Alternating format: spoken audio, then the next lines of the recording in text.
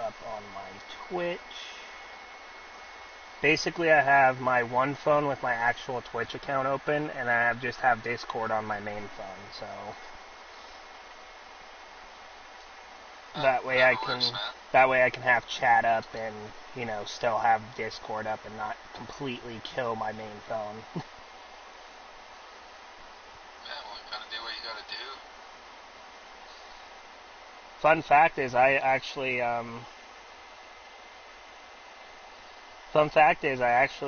run my all my streams have been run off my my phone's hotspot, so. Okay. Hey, as long as it doesn't crash on you, it keeps you going. That's all that matters. Yeah, I thankfully haven't had it crash on me at all since I've started streaming with it. I think on one of my last 2 streams, my PC just completely, like, not my PC, but my power just completely dropped out on me, so everything just shut off out of nowhere. I was just staring at my blank screen, stunned, I didn't know what to do. Yeah, that sounds kind of annoying.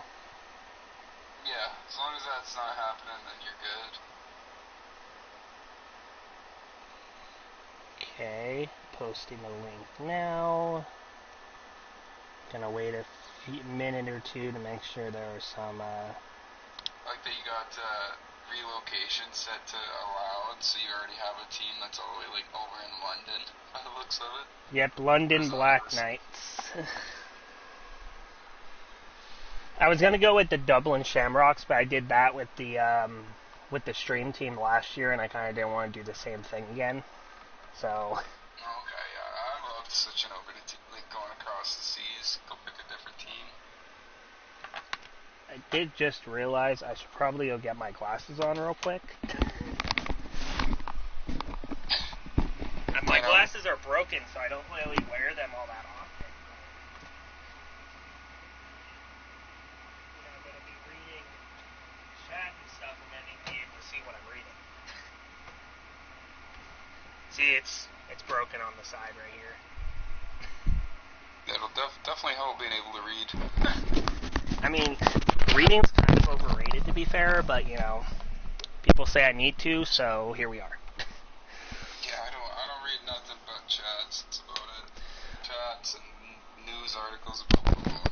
Alright, so we are officially up and running. I am actually going to go ahead and put the stream up on this phone too, just in case I need to, like, reset the other one or something like that.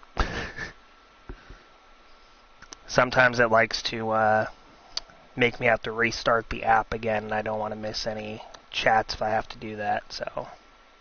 Yeah, good call. Because people do not like being ignored very much. Okay. Most people do not enjoy getting ignored when they drop into a chat. And then if you want to hop in as well, so if anybody asks you questions directly in chat, you can answer them like right after you answer mine or before if you haven't started answering yet. Yeah, sounds good, man. I got it up, so I'll keep an eye on it as well myself. Alright, so since we're booted up now, let's go ahead and so make a small introduction, and to clarify, a small introduction is like if they were to say look up your name on like Google or something, right? Use what you think the first paragraph that would come up on like a Wikipedia post. Use that as your introduction. Alright, well, my name's ThyKingKhan. I'm a bit of a variety streamer. I play Madden, Sea of Thieves, and Star Wars Battlefront recently. Mostly been getting into Sea of Thieves lately because I have been having an off year with Madden, as most have. Football is definitely my main sport. That's pretty much the only one I actually spend time watching. But I do also enjoy basketball. I watch baseball once in a blue moon. And that's about it, really. I'm just a big sports fan. And then becoming a pirate because of Sea of Thieves. It's been a blast. Oh yeah, I'm sure that's very, very fun. So with your variety streams, obviously you mentioned Sea of Thieves, you play Madden. When Madden season's over, what's gonna like take that spot for for those streaming days or times or however you orient your streams? Well, for me, it's kind of funny for me because my off season in Madden is more so during everyone else's like main season, because I don't really I didn't stream too much during the first 4 months of it. But now that it starts to die off, that's kind of when I start to pick it up more, is once all the actual sweats have moved off of the game and gone to MLB. That's when I kind of go, oh, okay, now it's my turn to shine on Madden.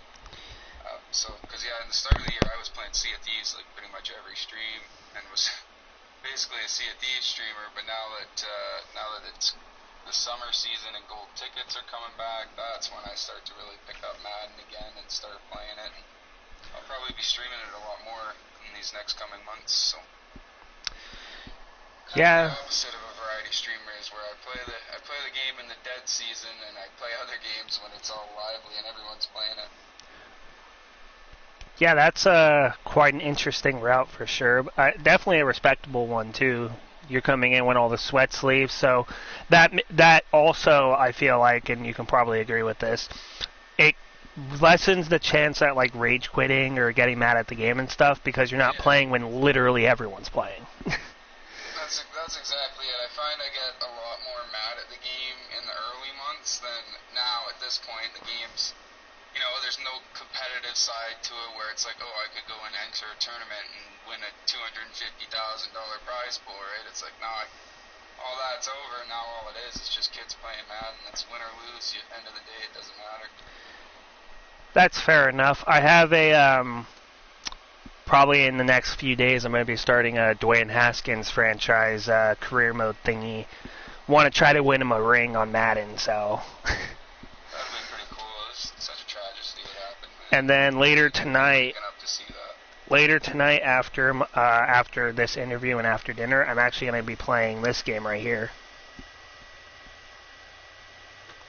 Very cool. You want to repeat that? You kind of cut out on me. I'm going to play Nier Replicant.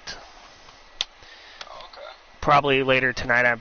I was going to do a double stream yesterday, but as you know from us talking, everything kind of came up, and that was ultimately killed off for today instead. All right. Well, so. Things come up, you got to take. It takes precedence over. Yeah. Stream when family stuff comes up. Yep. I'm pretty free, so it worked out for me either way.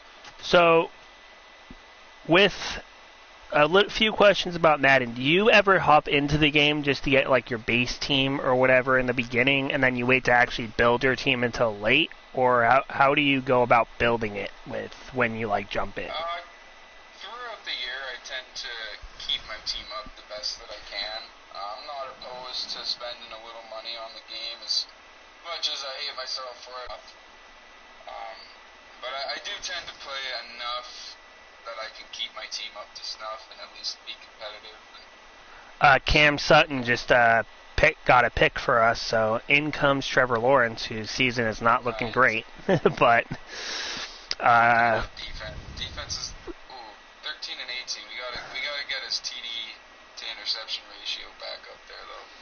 Yeah, I don't know what's up with Madden too when it comes to people like Trevor Lawrence. Like, I know he's a rookie, but it doesn't seem to matter what team I put him on. He never seems to put together the stats that you would equate with, like, even a second or third year guy.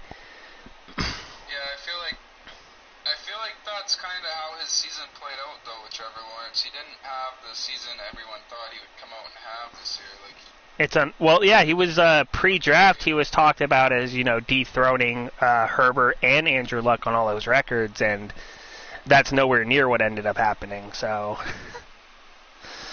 I quite like Justin Herbert's really good. I think the Chargers absolutely nailed that pick.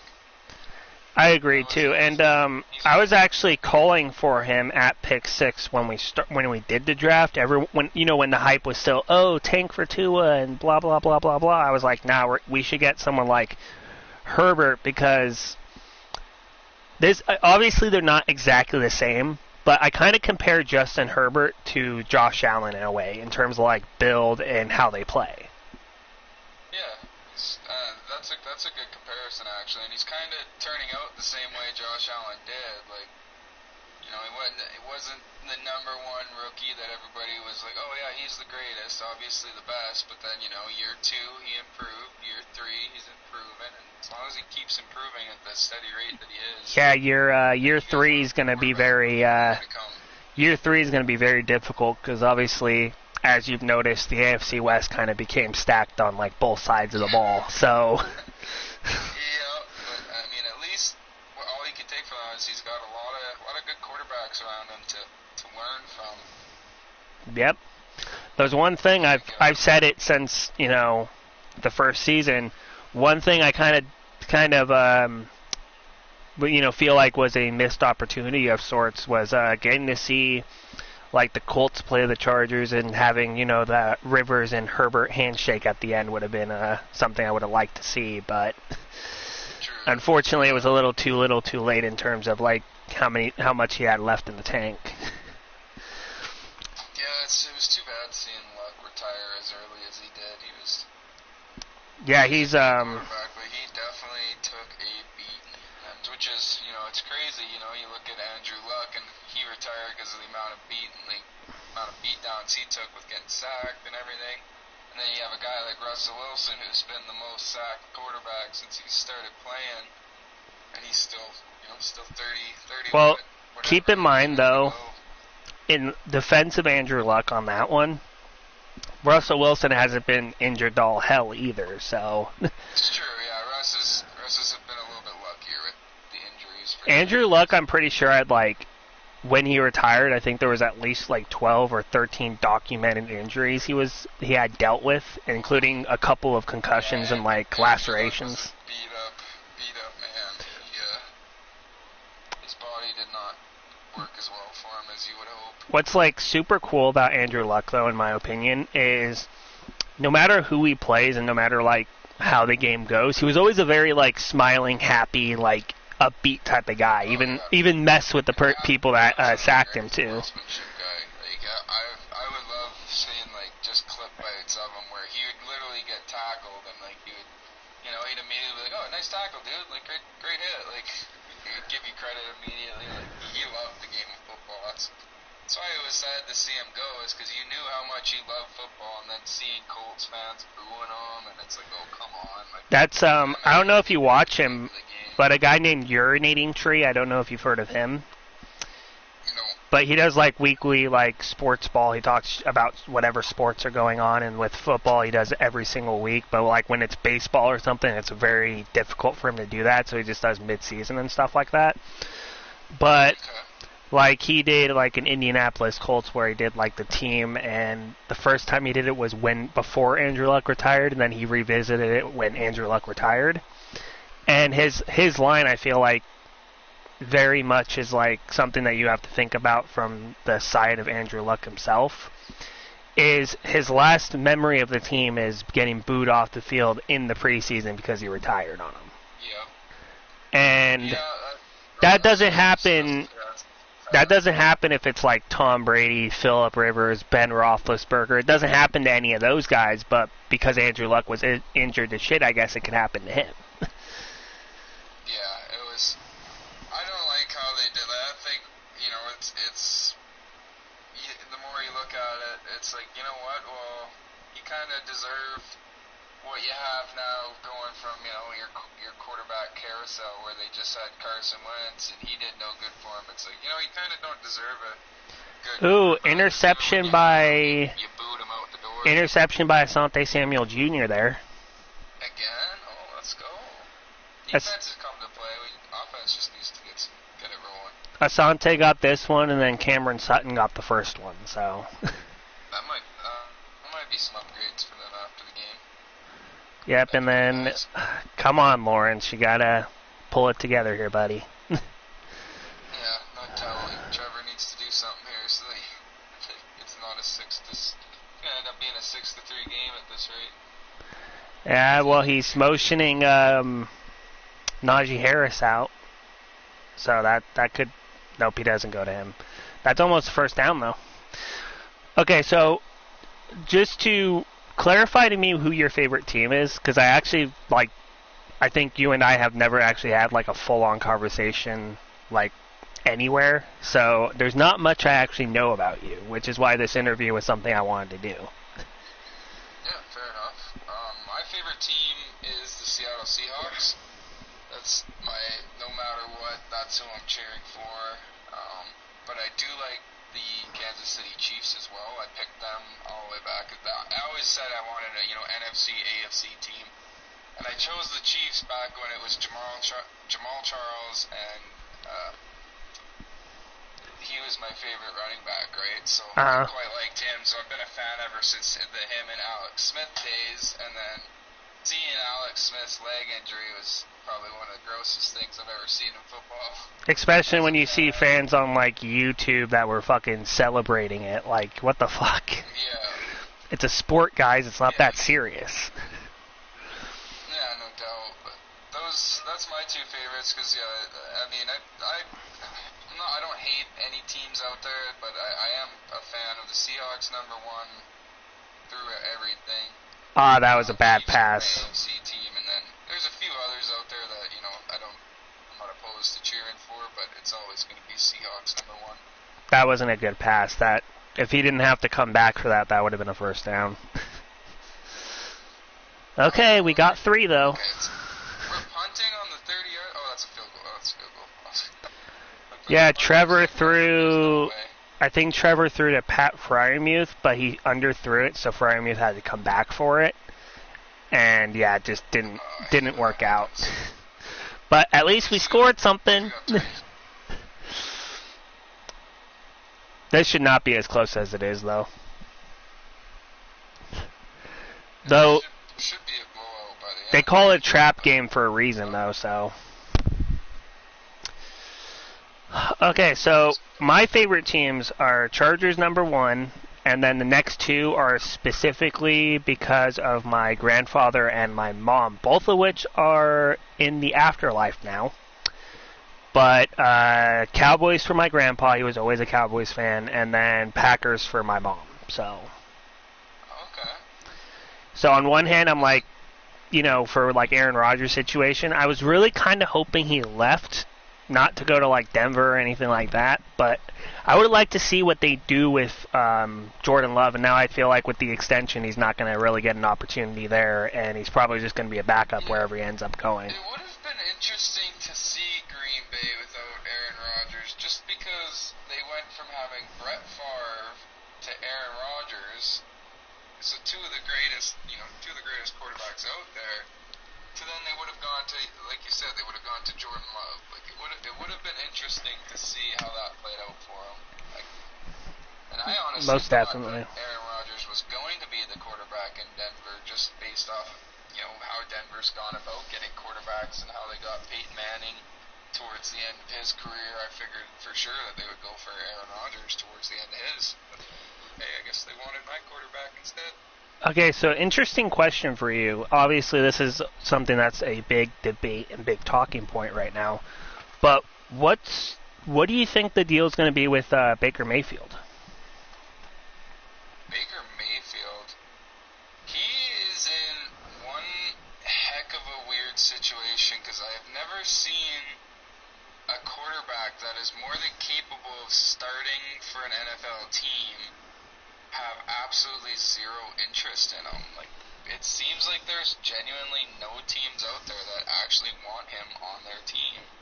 I feel like wild because he's the first quarterback in years to be able to do literally anything for the Cleveland Browns. So real quick, Seattle lost to LA, and the Chiefs, I didn't see the Chiefs, but yeah, in the game anyways, that's what happened.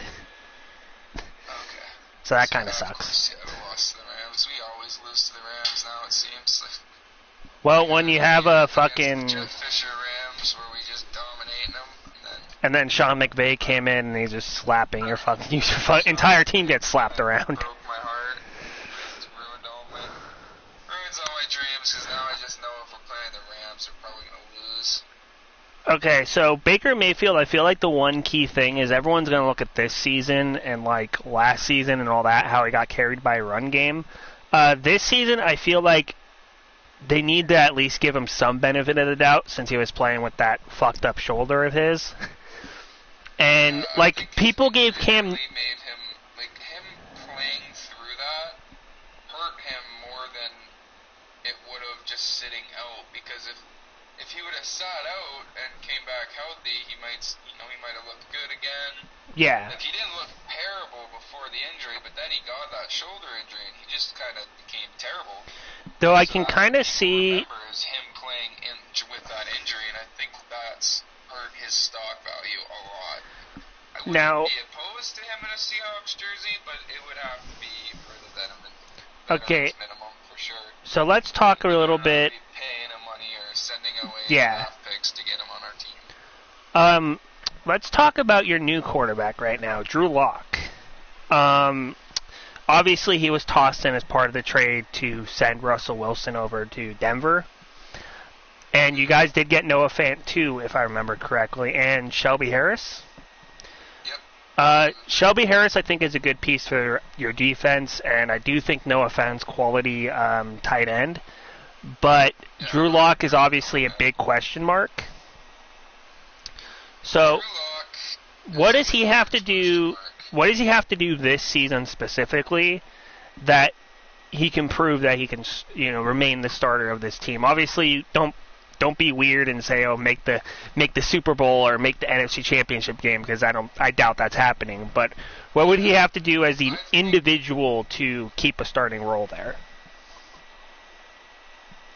I think as long as he can get somewhere around 25 to 30 touchdowns with under 15 interceptions, I think those are numbers that can be acceptable. I think that's something that Pete Carroll would be okay with, because I know he would, based off the last few years and how everybody's always been, let Russ cook. That's not what Pete Carroll wants to do. Pete Carroll wants to run the ball. He wants to have a Tom Brady in the backfield that's going to hand the ball off, and then he's going to find the first down every time. He's going to make the right play. He's going to throw the right ball.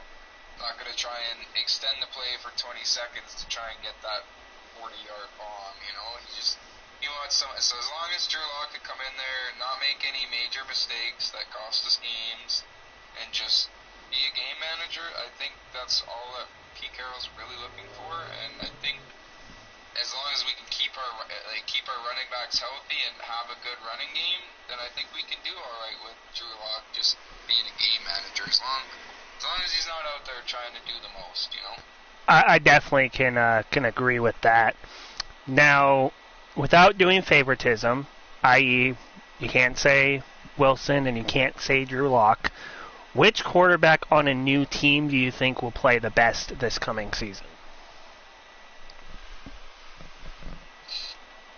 Well, if Deshaun Watson actually gets to play, I think the obvious answer is Deshaun Watson on the Browns, because he's got Amari Cooper over there now, great running back, a great tight end. Now, hypothetically, he doesn't play.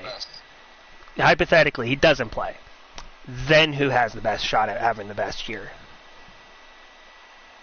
Because unfortunately there's a lot of if, ands, or buts when it comes to Watson right now. But obviously, if he plays, then he's the obvious answer. But let's go off the assumption that he doesn't play.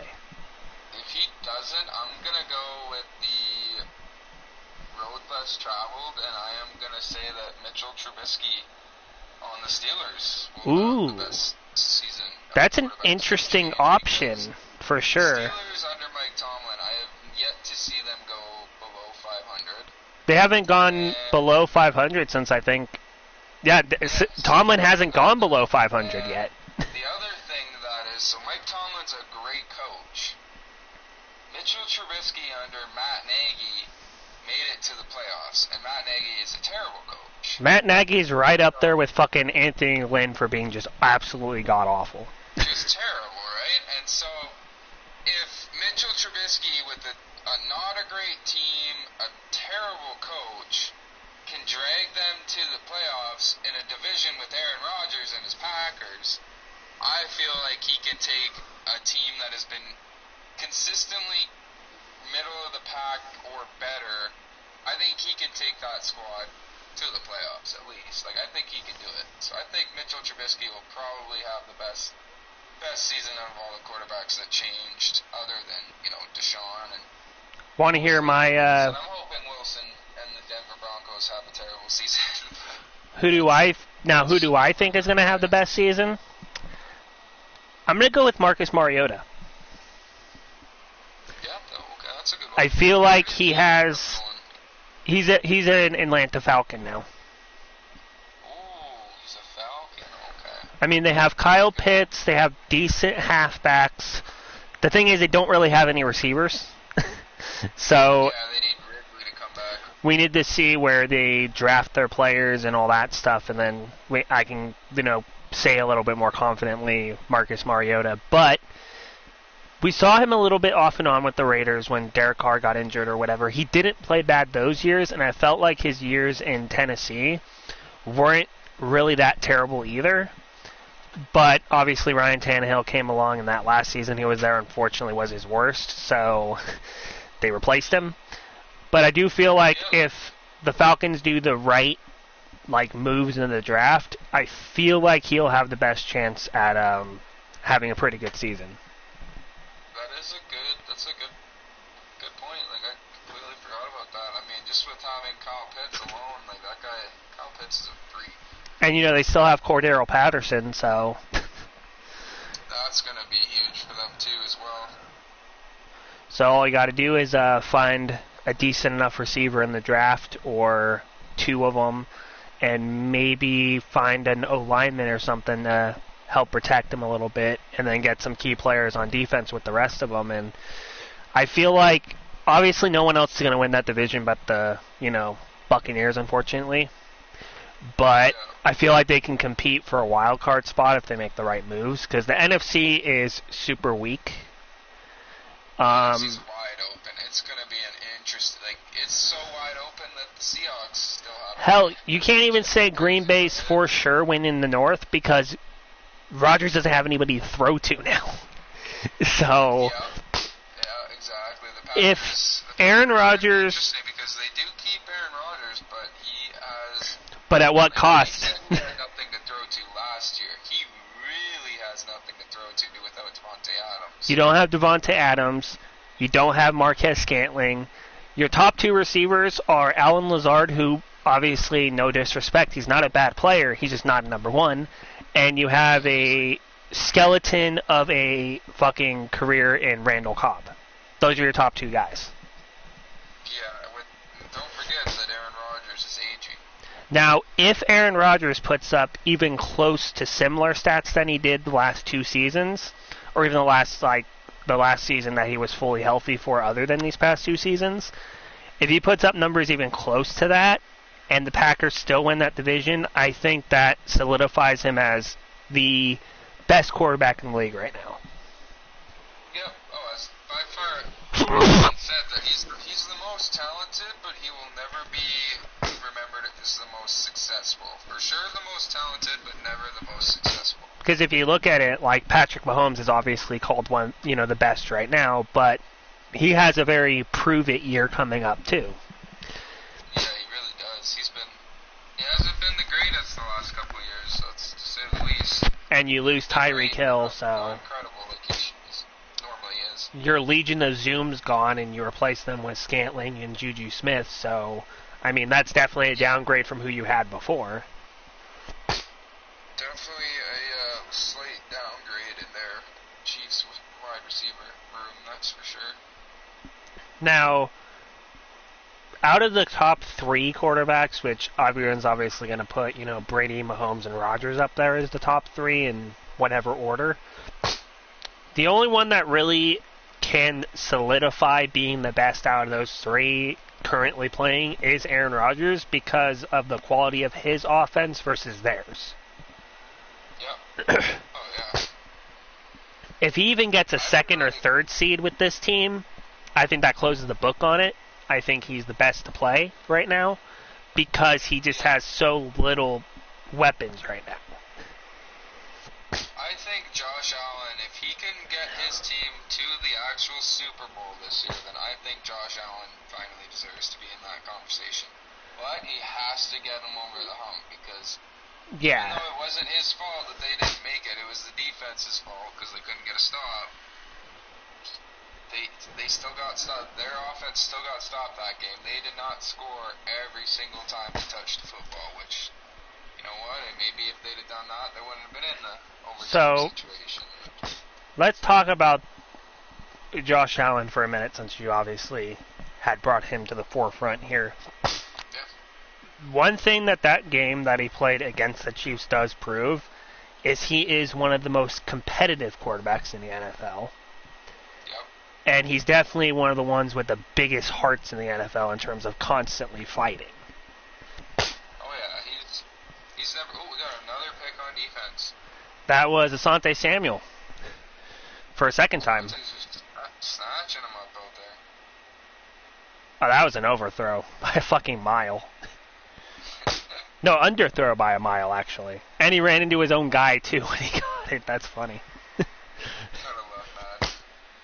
Gotta love Madden sometimes. I mean, when you're playing it and you get those like really weird plays that should definitely not happen, then you get kind of mad about it. But when you're watching just this type of game and then you see some of the weird shit that happens and it's not actually directly affecting you, it's some of the funnest shit to watch on the planet. Oh, I know. Even yesterday, my friend and I were playing a squads game and we lost the game, but literally just an animation that occurred. We just sat there and laughed at it. It was against us, so it worked out in the other team's favor. But we just had to sit there and laugh at it because it's like, oh my goodness, like the game just puts you into an animation and there's nothing you can do. It's like, alrighty, well that happened. Very unfortunate when that type of stuff happens when you're playing, games that are actually like against other players. Yeah, you just know that Madden doesn't want you to win that one, so you're like, alrighty, well let's just move on then. That's like I'm actually doing offline on TikTok. I'm actually doing that Green Bay Packers type of thing where let's see what they are without Aaron Rodgers. Rookie quarterback didn't do shit. He went 7-10. Terrible. But yeah, that I'd say is one of the funnest things to do. And like what I did was I traded Aaron Rodgers away in that one and got picks to rebuild the team with, and I traded everyone else that wasn't on the team anymore, obviously. But I used to do that kind of stuff with franchise all the time before I got into MUT. I would pick a team, like one of the worst teams there is, and see if I could rebuild them, do all the kinds of trades and everything, and just make them like a playoff contender. I do two types of rebuilds. I do the one where I do all the trades and I try to make a beast squad right away. And then there's the more realistic ones like what I'm doing here where I made significantly less trades. But I did the trades in Season 1 to free up a ton of cap so I can actually, do stuff in the second season. Yeah, tank the first season and then play out the second one with all the cap space in the world. Yeah, like last season for this squad we went... I think we had somewhere between 10 and 12 wins and then we lost in the wild card round. And that's the worst. That is the worst, and I don't even think it was remotely close either. I believe we lost by double digits, I think like 12 or so points, and it just was not very close. But obviously it looks like we're going to get the win here. I'd be very concerned if we didn't. Going down. But we're going to look at the stats because obviously I didn't really make any pauses and chatting, so we'll both kind of see the stats for the first time after the game. But there we go, 10-0 win. Should have been at least 28-0, but it's Madden. Yeah, I don't know. He threw 3 interceptions. So defenses your corners are definitely going to get an upgrade. At least one of them has to. Yeah, I'm hoping Asante does. Yeah, 2 picks. He should be getting an upgrade. I mean, the boy balled out. All right, let's look at the stats here. Trevor Lawrence, no surprise here, did not do great, but 11 for 13, 79 yards, 84% completion percentage, and did get a touchdown and didn't throw a pick. So, That's good. I mean, that helps the touchdown number a little bit. Rushing wise, Not that bad of stats at all. I mean, for only throwing the ball 13 times, it's pretty good. Najee Harris didn't do anything, but the offensive line still isn't great. So, and he did have a fumble, unfortunately. So there's that. Receiving wise, no one really did nothing, but Chase Claypool did get the one touchdown. So, way to go there. And it looks like we got Freiermuth the ball quite a bit, but unfortunately, defenses are reigning supreme in this franchise, so nobody really did anything there. Defenses are just going insane. Dan Moore allowed 2 sacks on the game. I feel like tackles, that's one thing Madden needs to fix. Tackles need to stop letting up fucking 6 to 7 sacks like every 2 weeks or something. It's kind of annoying. Defensively, Asante Samuel even had a tackle for loss. Oh, wow. Samuel really had 2 picks. Devin White had a tackle for loss, as did Minkah Fitzpatrick. Kwity Paye had 2 sacks. Alex Highsmith had 2 sacks. And surprisingly, TJ Watt was not really involved this game. Yeah, TJ barely looks like he even touched the field. 1 interception being by Cameron Hayward. And did we get any fumbles? I think we did. Yep, Kwity Paye actually had a forced fumble. Oh, no, TJ Watt did get a fumble recovery, so, I mean, he did something. He scooped it up. But that's literally all he did. He didn't get any tackles or nothing else. So I'm not quite sure what happened there. Maybe they just triple teamed him so he couldn't get anywhere. Boswell did great, obviously, and then we had 3 punts, 1 inside the 20, and 1 touchback. So only 1 was not in the 20-yard range. But there's that game. That was a surprisingly close game, all things considered. Yeah, 10-0 win though. Still a win's a win. Game for the defense. All right, let's see if Sante gets that upgrade we both believe he's going to be getting here. That's what we're hoping for. I think he should. He deserves it. But this is Madden we're talking about, and we actually don't have any upgrade points by the looks of it. But maybe we sim to next week, and there are some. Yeah, they might be waiting for next week. He should. I think with what he did, he should get a weekly award though. Sure, unless somebody else does, Okay, playoff picture here. We are currently number 3 in the AFC, behind the Bills and, shocking, the Chiefs. Can you hear the surprise in my voice? Yeah, look at that. Who would have thought? Well, I mean, look at the NFC side, though. The Panthers, number 1? Oh, yeah, I didn't really pay much attention to the NFC side. I was mainly paying attention to mine. It's probably because I don't know who the fuck's under my camera. But Saints, Rams, Vikings, Giants, and Bucks are the other teams other than whatever one's under my camera right now, which I don't know who it is, so... Guess we'll be surprised when we go to the standings and figure that one out. All right, let's get weekly training done. Still no upgrade points. Going to look at the player of the week, but I want to see if we do the training, if anybody gets an upgrade point or not. I hope somebody does. Obviously, I did turn injuries off in this mode. Otherwise, half our team would be injured by week 4. Yeah, I turn injuries off in franchise immediately. They happen way too easily. Okay, so no weekly awards for us either, and no upgrade for Asante Samuel. I almost want to see how close, how much he got for that game, because I feel like he definitely should have gotten some good experience for that. Unless he just had an upgrade last time I did a podcast and I just forgot about it. Even then, 2 interceptions, TFL, that's that should be more than enough experience. And part of the thing with this, too, is you actually get to help me decide who we re-sign as well for the team. Oh, okay. So I feel like we are going to re-sign Alex Highsmith. Him only being 26, you know. That's 82 speed for a linebacker is not too bad either. We're going to put it at... let's go with 32.2 over 4 years. Did we get him? And we do. So we don't have to worry about negotiating with him any further. gotta be more than enough to get him. Kevin Doxson at 80 overall. I feel like we have to re-sign him just because of how bad it is to try to get linemen in this game.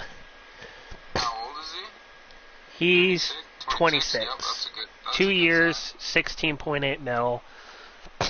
I can do that. He was re-signed.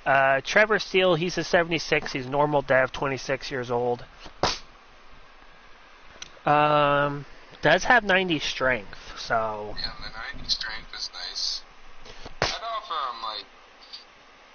Do we just off? 13.1 million. I would offer him, like, 12.9, see if he takes it.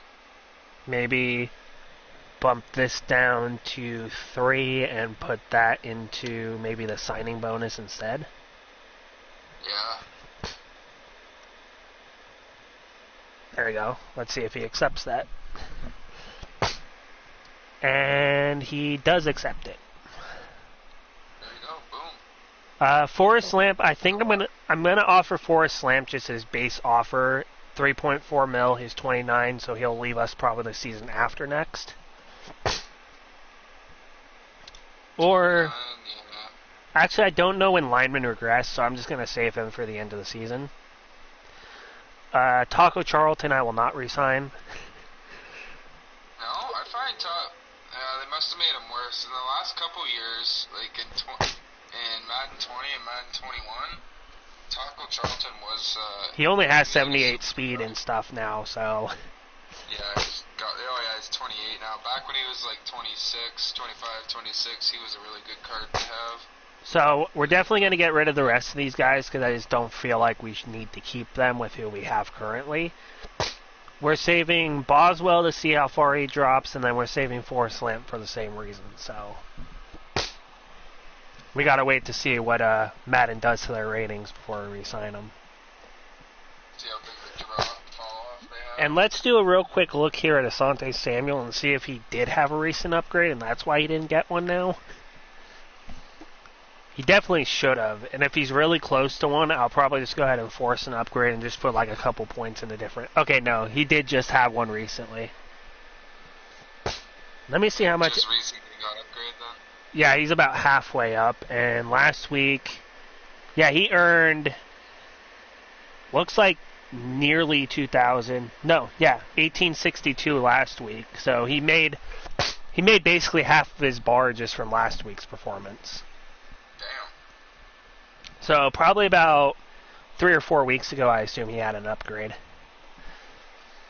Okay, so now we're going to go up against the Broncos here. Let's hope it's not super close like the last game.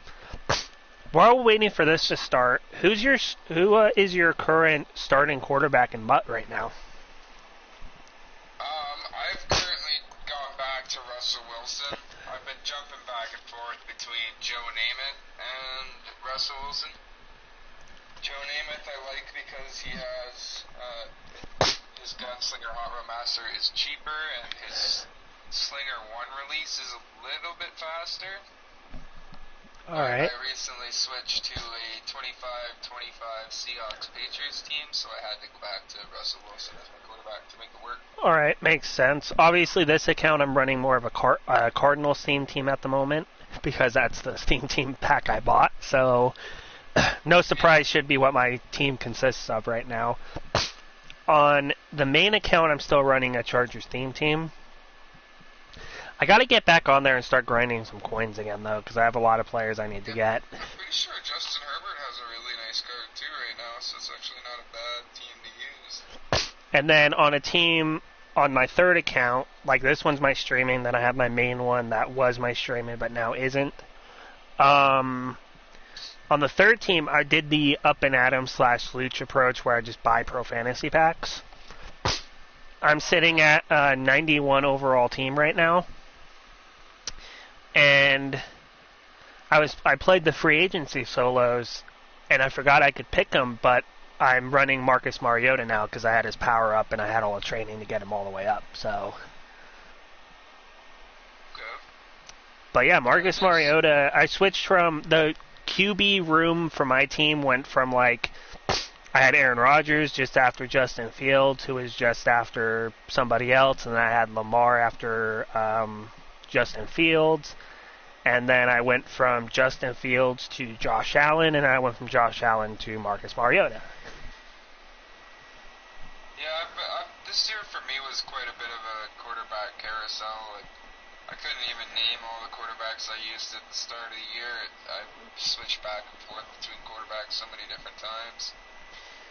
All right, usually so whoever can get Haro Master Gunslinger is usually my go-to. So I used the Tony Romo when he came out. I was using Peyton Manning's. I've used the Tom Brady card. Russ. Also that's one thing I've never done is I try not to chase what everyone else is doing as much. But like my main quarterbacks have been like Justin Herbert on the main account, obviously, even back when his best card was his 84. Then on this account, obviously, or on the last account, you heard about the quarterback carousel there.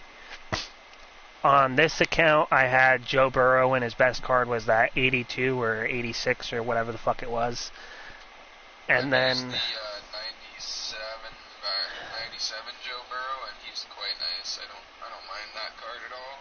And then I did use Justin Herbert when his original limited dropped because he was like one of the first quarterbacks with Haro Masters. So. And then on this account, I went from Burrow to Tim Tebow for a while. And then obviously I have Kyler Murray now, so a little less movement on this team, but still quite a bit. And then obviously the one with no movement was my Chargers theme team looks because like that's actually it. getting some passing yards, though. Yeah, it looks like making some decent choices here. That one, did he catch that? He did catch that. Nice. I didn't think he did. Nice. Yeah, he's slowly moving the ball down the field, throwing some lasers. Oh, there's a nice bullet there. You'll see that right now. So do you ever get on and play this franchise games, or do you only ever use them for auto sims? I only use this one for this specific type of stream where I'm just interviewing somebody. It just gives people something to watch while we're talking, basically. Yeah, it's a good idea. You don't see people very often. Like it's not totally like watching a football game, but it kind of is at the same time because you're not gonna get the same Madden meta. You're not gonna see gun bunch every single formation. You're not gonna see this exact same defensive look. But they actually the computers actually pick different formations and different playbooks. Yeah, it's pretty sad when the computer is more original with its play calling than most MUT players are. Yeah, computer program is more diverse than an actual human being. They run a more proper scheme. I try to run multiple formations. Like I have 4 or 5 formations I like to switch between, and all within the same game. Try and not run the same ones over and over and over again. Yeah, I definitely I never like watching. Like that's one of the things that's got me out of watching. And Trevor just threw a pick. But as we were saying here, that's what's kind of turned me off a lot to watching Madden. It's because everyone's running the same plays, basically the same players, and it's just not very fun to watch for me anymore. Yep. I absolutely agree. That's why I don't know. I watch a lot of Madden still on Twitch, but a lot of the times I find I just kind of put it on more so for background noise while I'm playing my own games or doing something else. Well, obviously, I watch sit down to watch Madden anymore. like I'll watch Luch and Up and Adam, and I'll watch the boys play it, but I'm not gonna watch like everyone and their grandmother run basically the same team and do the same glitches and all that stuff. It's just not fun to watch. Exactly. Like you said, you still watch all the guys who you like to go in and check in with them. And you've been there for a long time in their streams, and you've been so you're not really going for their gameplay anymore. You're going more so for them because you like the streamer, right? Not so much, oh, I'm coming to watch you because you're playing Madden today. It's like, no, exactly. You could be playing freaking Lego Star Wars. You could be playing. That's why I love watching. I'm gonna come stop by, but I'm definitely not. I'm not coming in here just because you're playing Madden, and I'm gonna sit here and watch you play some Madden. That's why I've kind of started to gravitate a lot towards like Craigie's channel and a few other people like that, because they're always playing something different or something very fun, like obviously Craigie's Nuzlocke. They're enjoying, so that they're having a good time, which then they can kind of provide you with a good time, and that's why this year I really stepped away from streaming Madden as much as I did in Madden 21, because I found myself more so being miserable with the game and being mad at it, just yelling at my screen, and it's like, everybody already does that when they play Madden themselves. They're not coming out here to watch me scream at the game, so it's like, well, exactly. Let's play something that I enjoy, so that I could be in a good mood, to be in a good mood for my viewers. Okay, so when it comes to when you first started streaming, what made you make that like jump to start? Was it like a specific event? Was it just to pass time and it grew from there? Or tell me a little bit about that.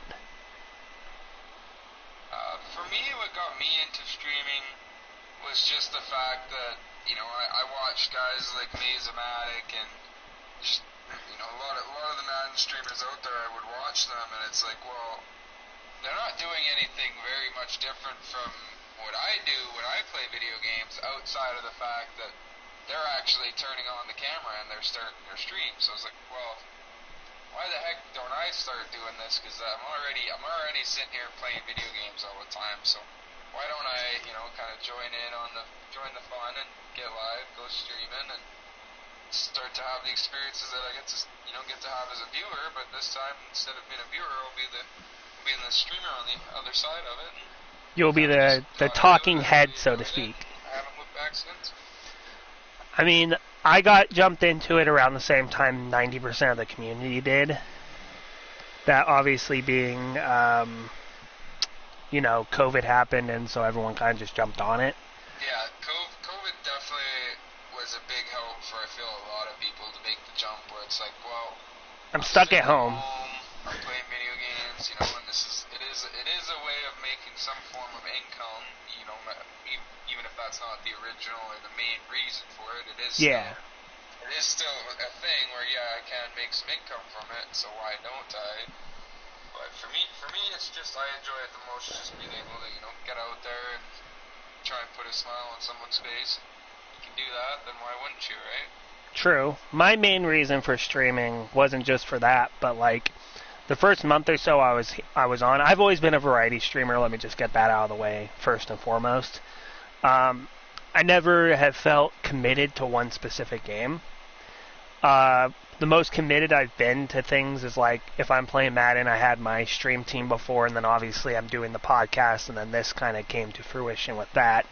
But my main reason for streaming is I just hope I can get people to find maybe some new games they want to play, or maybe reacquaint them with the game they used to play before Madden even. And that's where all my motivation is. It's a good way. I mean, if you show people, like for myself, like there's a lot of games out there where I won't choose to play it unless I've seen it played before. So I want you to come in. I rarely see games. Do you plan on streaming tonight? Yeah, I am probably going to be streaming some Sea of Thieves later tonight. Alright, well, I'm going to be streaming the game I showed you at the top of the broadcast. So, if you want to put that up on like a separate screen and kind of have that going on in the background or whatever, I do highly suggest getting this. I'm assuming you'll just keep... Are you going to end the stream and then reboot up later, or are you going to just keep going? I'm going to reboot up later on. I have other stuff to do today as well, so. I'll have you up first, because But that's the nice thing. I have 3 monitors, so I have my game going usually, and then I'll have 1 monitor going where I can keep an eye on somebody. yeah, this game that I showed you at the top of stream, I don't know if it's over yet, so I'd look it up, but these were like $40 new or 40 something bucks new. GameStop spring break or spring special thing, it was only $20 out the door. So if you end up liking what you see, then there you go. There's what you can. There's the price of it if you want to play it like off stream or even just stream it yourself. But figured I'd give you the price just in case you enjoy it. Yeah, for sure. I'll definitely I'll check it out, because, like I said, I like when the guys will be streaming something different where it's like, oh, like, what are you playing? Like, I'll drop in and be like, hey, I've never played this. Like, give me a little explanation of what it's about, kind of thing, you know. And sometimes they're pretty good at it. Sometimes they're like me, where they go, I don't really know what to tell you about the game. It's kind of just to check it out. Well, that's like on like this account, I've streamed mainly my podcast recently, but I think at one point I had so many games I'd played that they had to put it like that little space that said plus whatever, because I was just streaming something new nearly every day. So nice, the real true variety where it runs out of room for you in your recent games. Yeah, and then it's like, well, guess there's that. Right now it's obviously blank because this is actually my first stream of April, which kind of sucks, but that's life sometimes. You're just too busy to hop on. And that was another pick. Who was that by? Was that by Greedy Williams? Got that one. Jeez, yeah, he went up for that one. Yep, Teddy Bridgewater tried to pinch it in, and it just did not work his way there. That's some quality corners on this team. You guys keep going up and grabbing them. Which really helps out the guy Trevor Lawrence there. Yeah, I mean, the defense is giving him like 3 extra possessions a game. He better start doing something with it.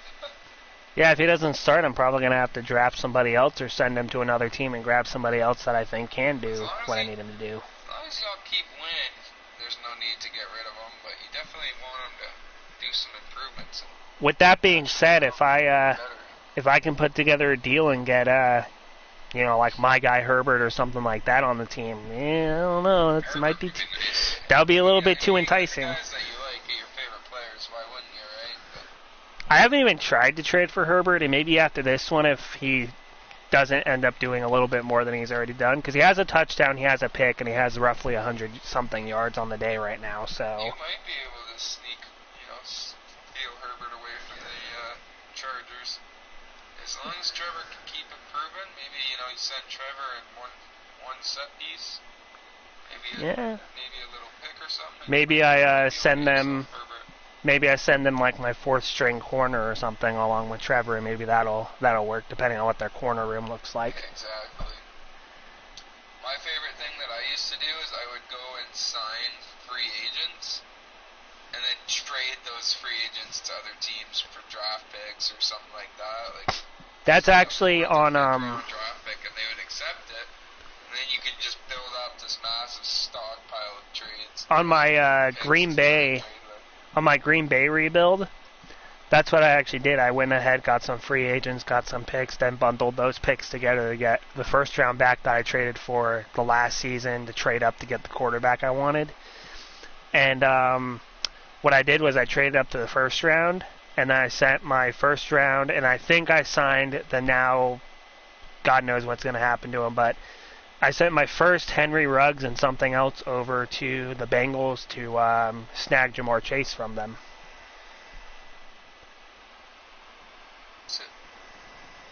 Look at that, Joe Burrow.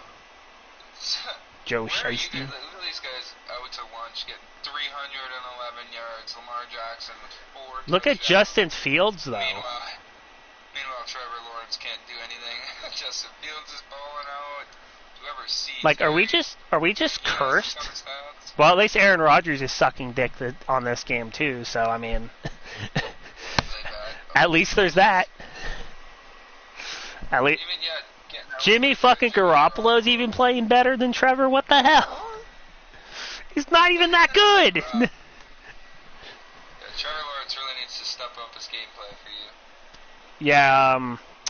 If he throws one more touchdown this game, I'll keep him. But if he throws another pick, I'm gonna have to trade him. There's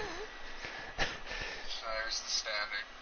I feel like, you're getting 5-minute quarters.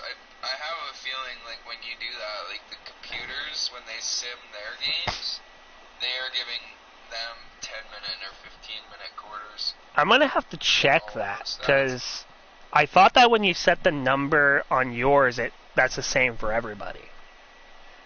It might be, and it might just be giving them some insane games where they're going back and forth at no time. Yeah, it's insane. PA boot overs and cover 3 bombs. So I pitched this idea out, and you seem to have a pretty open schedule. So maybe you're somebody who I should pitch it out to as well. I'm looking to do a weekly podcast with somebody where we just talk about whatever's going on in the world that specific week. Yeah, I wouldn't be opposed. I would have to get back into actually working, just because like right now, like the last 7 weeks and then this week following, I'm in school, so my schedule's been okay. Like by 3 o'clock your time, which is 5 Eastern. Yeah. I'm done classes and heading home, but then not next week, but the week after I go back to work. So I would just have to get work figured out, and then I'd be on weekends. I'm more free. That's what I'm thinking. This is gonna guaranteed my weekends off. That's what I was thinking specifically for this thing. Anyways, I was thinking doing it on Saturdays, maybe, because then the entire week has already happened. So. Oh, yeah, true. That's true. Definitely would give us. I tried to get King Cobb to do it, but him and I haven't reconnected since doing the podcast, and so we haven't been able to set up any times or anything yet.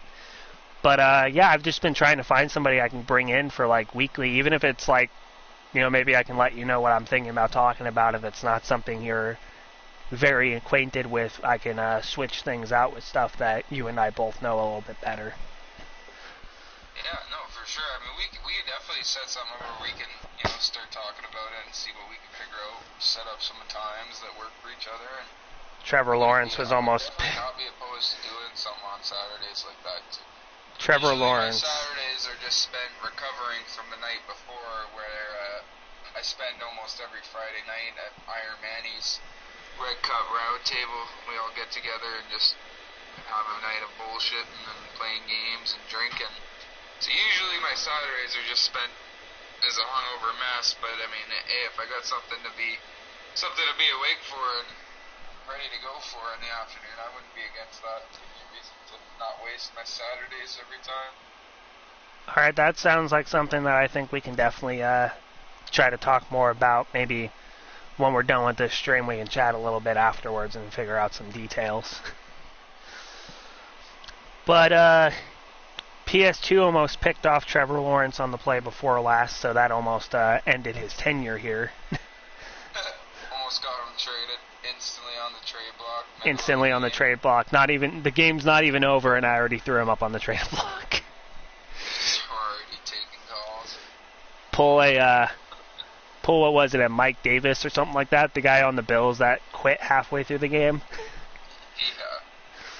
Just pull that type of situation. The new guy that's done that is Antonio Brown. He took his pads off and left halfway through the game. He's a fucking mess, dude, and I really hope it's not actually CTE like everyone thinks it is, but I also kind of hope it is, because that would excuse a lot of what has been going on.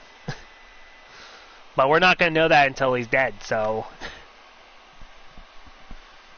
Yeah, no doubt. I'm certain that Antonio Brown has a CTE. And it's definitely that Vontaze Burfict hit from that wild card game. From that Vontaze hit, and any other hit that ensued after that didn't help, but definitely that one was what sealed the deal for him, because there's no way you act the way that Antonio Brown has. After he made it like over 10 years where he was a diva, but he wasn't. I mean, come on, he was really anything he's been over the last 4 or 5 years, but... I mean, come on, he was considered one of the best wide receivers, if not the best wide receiver in the league at one point. He was consistently a top 5 receiver. You never really heard about him in the media. You never heard about him being a bad guy, breaking laws, any of that stuff. And then just over the last few years, he's just fallen apart. Well, Najee Harris just had a big-ass run there.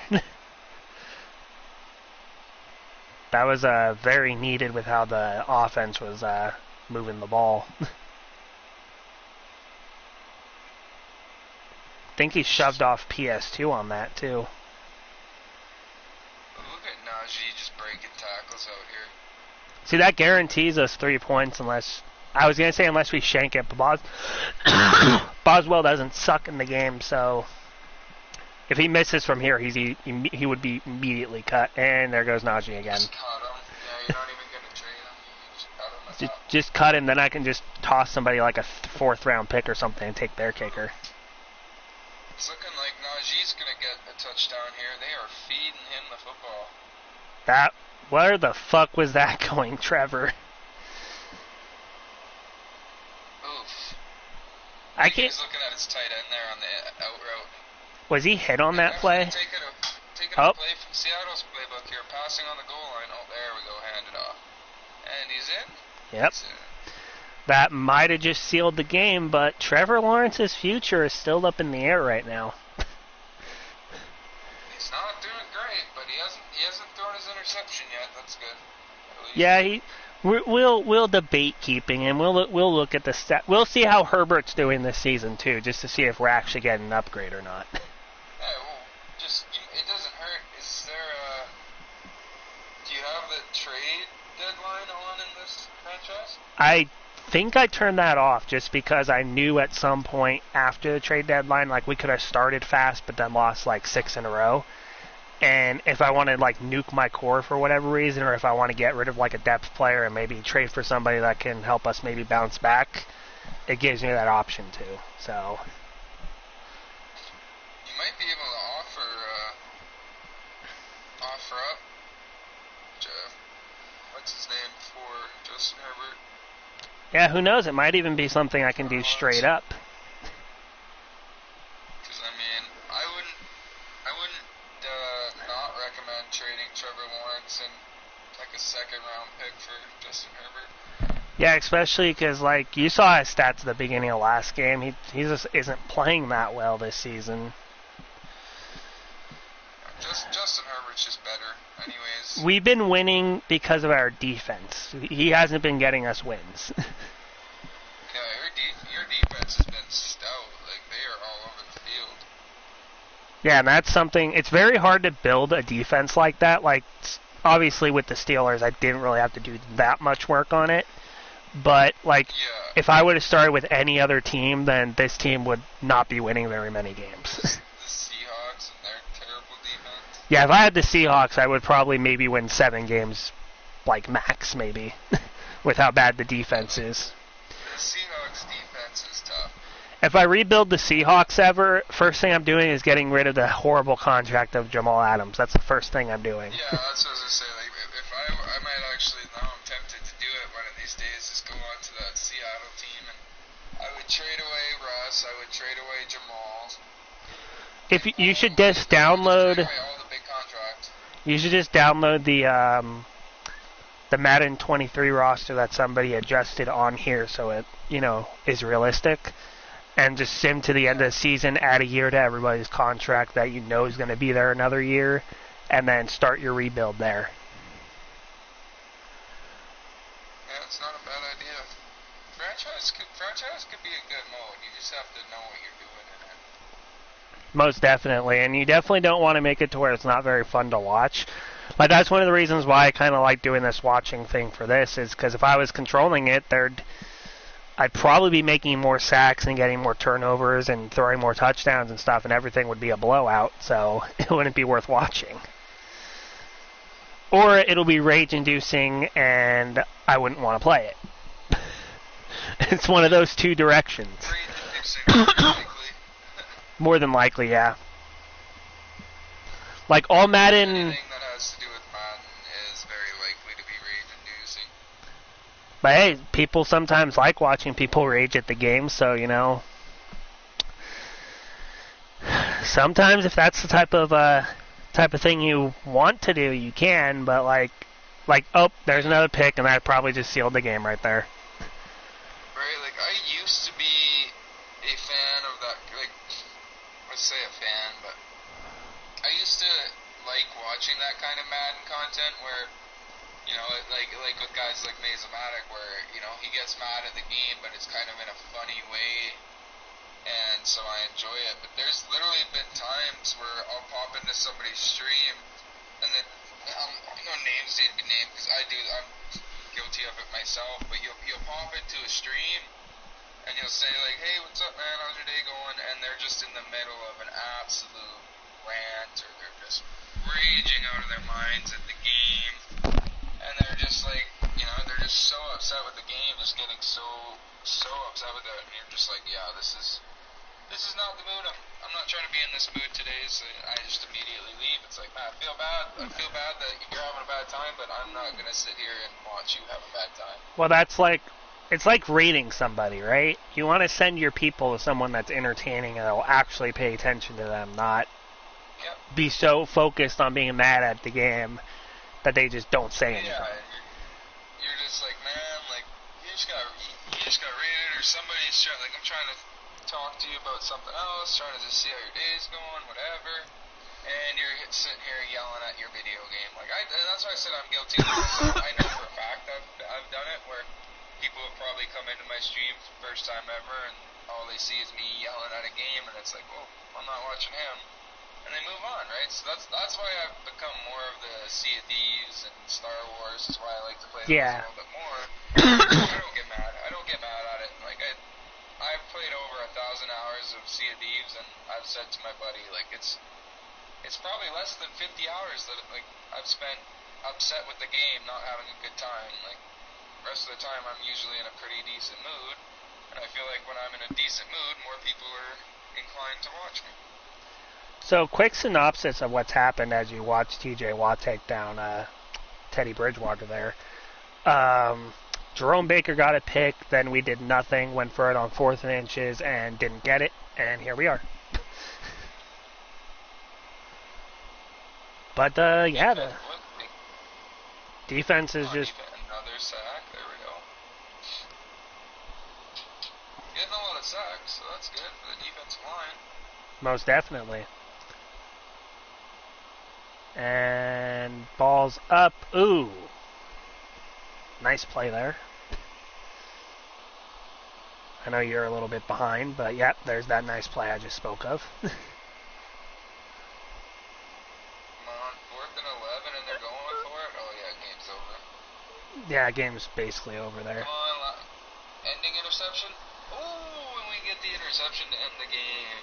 Nice. I don't even know who that fucking guy was, but... that's a linebacker.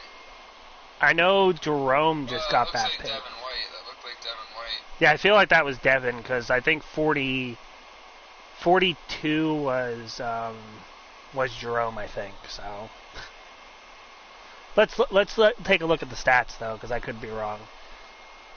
So Trevor Lawrence once again didn't play terrible. He had 19 of 22, so his percentages are still good. 177, 1 touchdown, 1 pick, but once again, he's not really the reason we're winning games. Najee Harris, 64 yards and a touchdown for him. Probably one of his better games of the season. Yeah, that's a good game for Najee. Pat Fryermuth got the 1 touchdown for the team, also had 54 yards, and then 59 yards by Marquise Brown. That's pretty good. Kind of wild there, but... Blocking, no sacks allowed by the offensive line today. That's good. You love to see that. Most definitely. Now with defense, let's see what happened here. Sacks 1.5 by Watt, 1.5 by Pay, and 1 by Alex Highsmith. 2 interceptions by Devin White, so yeah, that's who got that second one. 1 by Greedy, and then 1 by Jerome Baker. So defense is doing its thing, just we don't have the quarterback that can complement them right now, unfortunately. Yeah, it might be time to offer Trevor Lawrence for Yeah, let's see if we can get Herbert first. Just see if they'll let you have him. I doubt it, but it doesn't hurt to try. See how it goes straight up and see how close that is. That's what I do. I typically do the player I want for the player I have, and then I just see how close it is. And if it feels lopsided, I'll probably send them like a, second or third and try to take like one or two of their late rounders or something like that. But first, let's take a look here. Let's see how Herbert's been playing this season. Because I don't want to trade Trevor away and it randomly have Herbert playing absolutely terrible too. Yeah, Herbert just comes in and plays even worse. Okay, no, 23 touchdowns, 10 interceptions, 3,455 yards. That's definitely an upgrade from Lawrence. Because Lawrence has basically 1,000 less yards than Herbert does, and has 9 more interceptions, and only has 8 less touchdowns. Okay, yeah, let's see if we can. Gonna be a tough sell. Let's see if we can do this though. Maybe you could throw in a juicy pick. Also, what's his? They're both superstars, so that'll make it a little bit easier. And he doesn't even have his abilities on yet, so. Yeah. But he is a 94, so that might make it a little difficult. Let's see how close this is by itself, though. Oh wait, god damn it! The Chargers have bad salary cap. I forgot about that. They need a corner. They do need a corner. Let's see if I have one that I can send them though that they might give me Herbert for. I mean, Justin Lane, 25. That's. I like that Trevor Lawrence's cap hit's way bigger than Herbert's. It's wild for sure. What I'll probably do is I'll have to toss in someone who's like god awful just to get some of their cap off the books. I think. Yeah, you're gonna have to take one of their worst possible players for the most money. Unfortunately, it doesn't look like they've wasted much money anywhere. I need to take someone that's like, maybe right guard here. Somebody that's low overall, but okay, let me see here, because that was obviously not going to be close. But let's see if giving them Trevor, and then maybe finding someone with like a 5 mil cap hit or something like that that isn't that good. Maybe that'll push them over the edge here. It's unfortunate because there's not many ways you can finagle the system here. They got Vaughn, but that's not going to be someone we can get. That'll just make it even harder to make the trade go through. Derwin James, that's pretty cool, I guess, but that's not gonna help us out very much. Okay, so it looks like we're going to have to look elsewhere for a quarterback because there's no way we're going to be able to get that done with their cap the way it is. Yeah, I don't think we're going to get Herbert just because of money. Yeah, it's unfortunate, but let's see if we can maybe find somebody else we can trade for.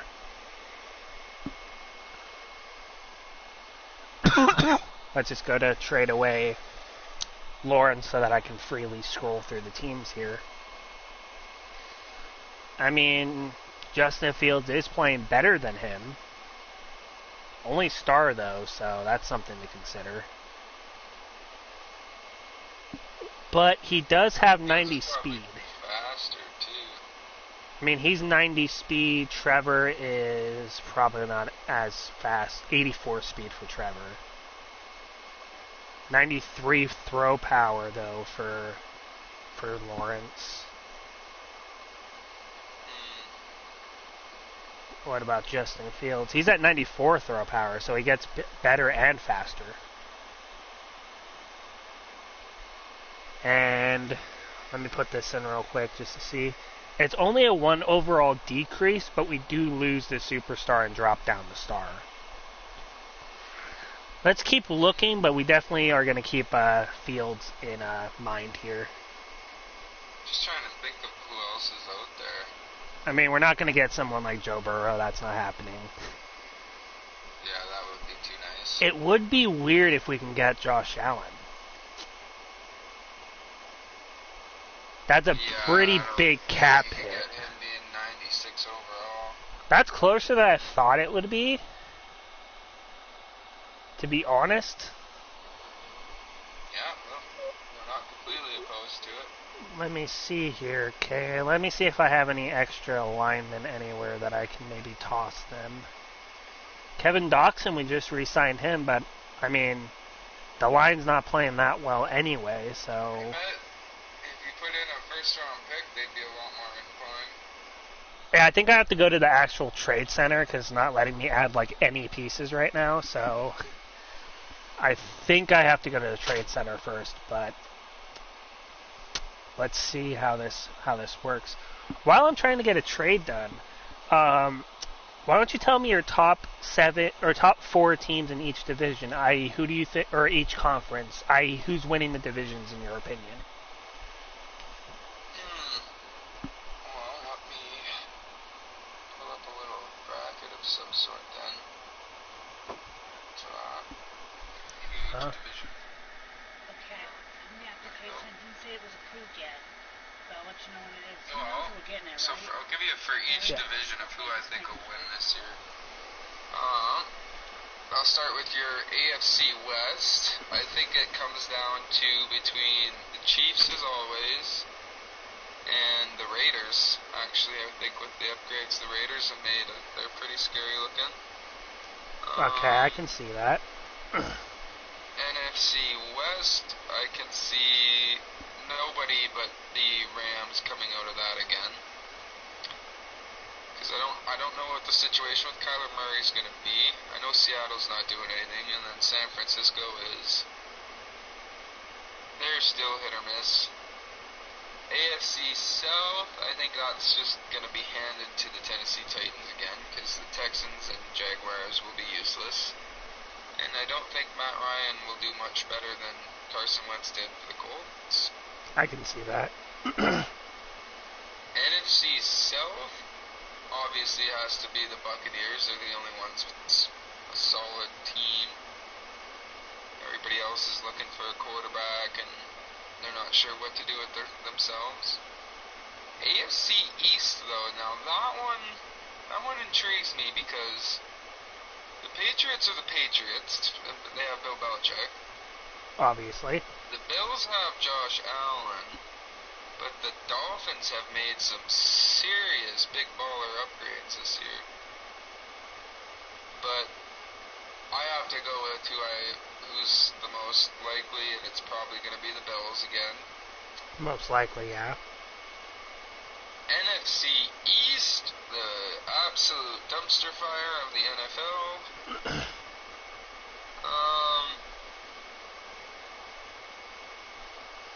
That one is really tough. I honestly, as much as I don't like Carson Wentz, I think that the Washington Commanders could end up doing something because they didn't have to blow up their defense. They didn't get rid of any of their offensive pieces, and they added a quarterback that can actually play football. So I think they could be really good in that division because there's not a whole lot of competition in the NFC East. Their defense is very good with Chase Young. So I'm going to go with the Commanders. Out from left field with that one. Okay, that's fair. NFC North, I have to say, I think it's either going to be Aaron Rodgers has a great year and the Packers somehow do it. If not, my money would be on... Realistically, I trust the Bears more than I do anybody else because they have a good young quarterback that can run the ball. And then AFC North, it comes down to if Deshaun Watson plays, the Browns take it. If Deshaun Watson does not play, I think the Bengals will again. I'm not sold on Lamar Jackson as a quarterback. I like him. I think he can run the ball incredibly, but I know he can pass too. I know he can, but I'm just not sold on it. I like Joe Burrow more. I like that Bengals Bills team, but my money would be on the Browns because it's looking like Deshaun will actually be playing this year. I can see that. 97 overall for Kyler Murray. Good luck. I think if you throw in a first-round pick here, your chances go up. Bills did not care about that first round pick at all. Not at all. Alright. They're like, nope, Josh Allen's our guy, fuck off. Yeah, no, we're not getting rid of him. What about... Maybe we try Kyler with the first round? I don't think he'll get Kyler. Oh, actually, he's on his last year's contract. Okay, that didn't work either. Let me actually check, because maybe they already re-signed him in the game. I do have to make sure with stuff like that, because if they're on their final year, I can get him. But if he has like 4 years left, they're not going to trade me him. Contract. Oh yeah, they re-signed him until 2028, so that's not happening. Should have probably checked that initially, but maybe throwing in the first round and clearing up some of the Chargers cap might let it happen, but that's going to be if we can't find anyone. Yeah, okay, because I can definitely get Patrick Mahomes from the Chiefs. That'll definitely happen, right? Yeah, you're not getting Pat Mahomes. How is his cap hit only 500K? Because the game's dumb. I definitely don't want fucking Tua. Yeah, you're not getting Dak. Not getting Jalen. Not getting whoever the fuck that is. Trey Lance would be interesting. If I just take him, yeah, it wouldn't be worth it. Giants don't really have one. I don't want to go back to Aaron Rodgers because he wasn't doing dick. Not going to get Zach Wilson. Not going to get Jordan Love. Mac Jones, though. Mac Jones isn't a bad 87 overall, okay. He doesn't have good throw power. We do lose some speed, but his throwing attributes are better outside of throw power. His accuracies are way better, yeah. Let's see, because his accuracies might be all I really need in order to make it happen here. Yeah, just deep accuracy is like 6 more than what Trevor's is at right now. Yeah, jeez. Let's see what the rest of them look like before I make a decision here, though. 90, so he has the same medium accuracy, but I think he has 5 more mid accuracy, too. Keep having to go back and forth. I wish there was a way you can compare them, like, side to side. Okay, so 2 better there. Okay, let's see what... If throw on the run and play action is better, I might have to see if this can happen after going through the other options first. He has a little bit better on both, so we're going to keep Mac Jones, like, kind of tabbed up here. Keep an eye on him. Derek Carr, no. Matt Stafford, no. Yeah, okay, I could maybe get Lamar. I doubt it. Oof, 99 overall. For some reason, they have Baker Mayfield? That's funky. I wonder if I give him my backup quarterback, if it'll be higher or lower. Lower. Not by much, but it's definitely enough to where you notice it's lower. Yep, they really don't want him. Let's see. It sucks because if people needed a center, I can always get rid of Rodney Harrison, or I can, get rid of the younger guy. But so far, the Bills are the only team that might actually take him, so... And that didn't even make it go through. I'm definitely not trading Watt for him. You're fucking insane. Okay, so Lamar's not going to... I could... Trading TJ Watt would probably be the only way you get one of these 99 overall corner. Let's try, see if what the first round does for us here. Not even close to even midway up, so that's not happening. We might be stuck with Trevor for at least a season. I mean, your guy Russell Wilson, though. Not as good in some aspects. He's on a decline in Madden. I feel like he's not going to get much better stats than that. Deshaun Watson's Yeah. going to cost too much money, though, so we're not going to go that Deshaun route. Watson would be the better one to get. I guess we could try for Deshaun Watson.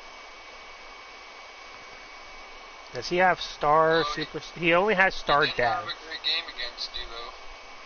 True. Let's look at his stats real quick, though. See how he's doing, like, the season, like, overall, though. 19 touchdowns, 21 interceptions, so... Still not great. He's only throwing for more yards and he's throwing for more touchdowns and stuff, but he's also not really that much better overall, so... I don't know, he might be stuck with Trevor. It's not terrible, that's for sure. Justin He can grow Fields? into a better player. Justin Fields, though? Let's see how he's doing this season. 15 touchdowns, 10 picks, so not doing much better than Trevor. You know what I didn't think about, though? I didn't think about checking his rushing stats, too, because Trevor can't run, so... Oh, yeah. That's a good point. 189 yards, 5 touchdowns this year. So he can run a little bit, but not that much.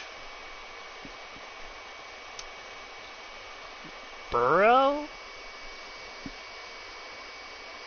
Okay, yeah, I knew that was going to be a stretch. Yeah, they ain't giving you Joe Burrow anytime soon. Yeah, it doesn't look like it. And I got to exit out of give up, like, trades. your best cornerback and your best friggin' tight end to you. Yep, let's check free agency. Maybe there's a trade piece in there. If not, then we're going to have to roll with Trevor at least for the remainder of the season. Once again, not a bad option. He's just not making the plays we need him to make right now. Still getting wins, though. Still getting wins. That's what matters. Okay, yeah, I don't think there's going to be anything here that could really help us. Kyle Fuller is a free agent. Same as Raheem Mostert, too, right? Though I have some young corners.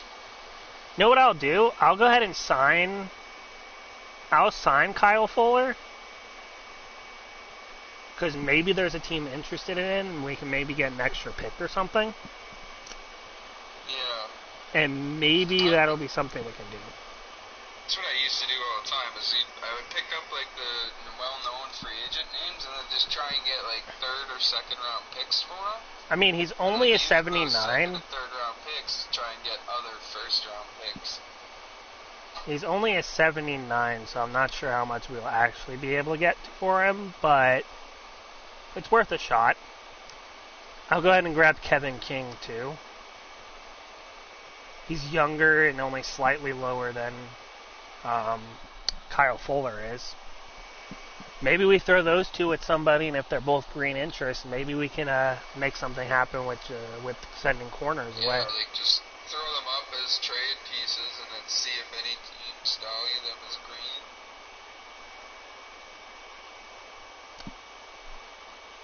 green. And let's see here. So Kyle Fuller and Kevin King would eat up about $5 million.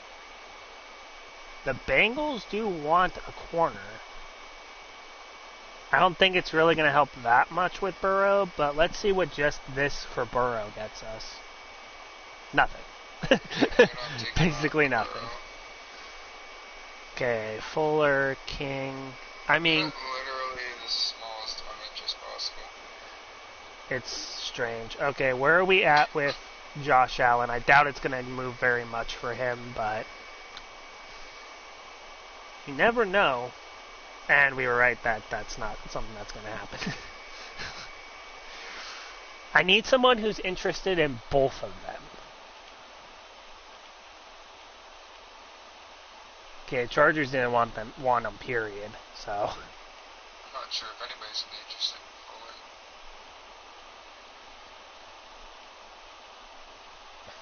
Yeah, it doesn't look like it. I mean, long shot, but maybe corner is just good enough of a need for someone like Lamar. Nope, definitely not. No, I think I have an idea that we can try. It would end up being something we'd have to give up quite a lot for, but we're going to have to give up a lot regardless. Maybe both our first this and next for Josh Allen. And we throw in Trevor Lawrence as well.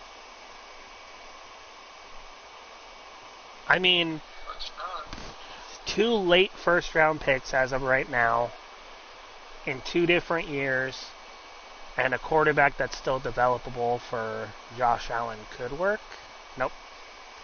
I think I'm just going to try this with all the people I was thinking of getting their quarterbacks and see if it works for anybody.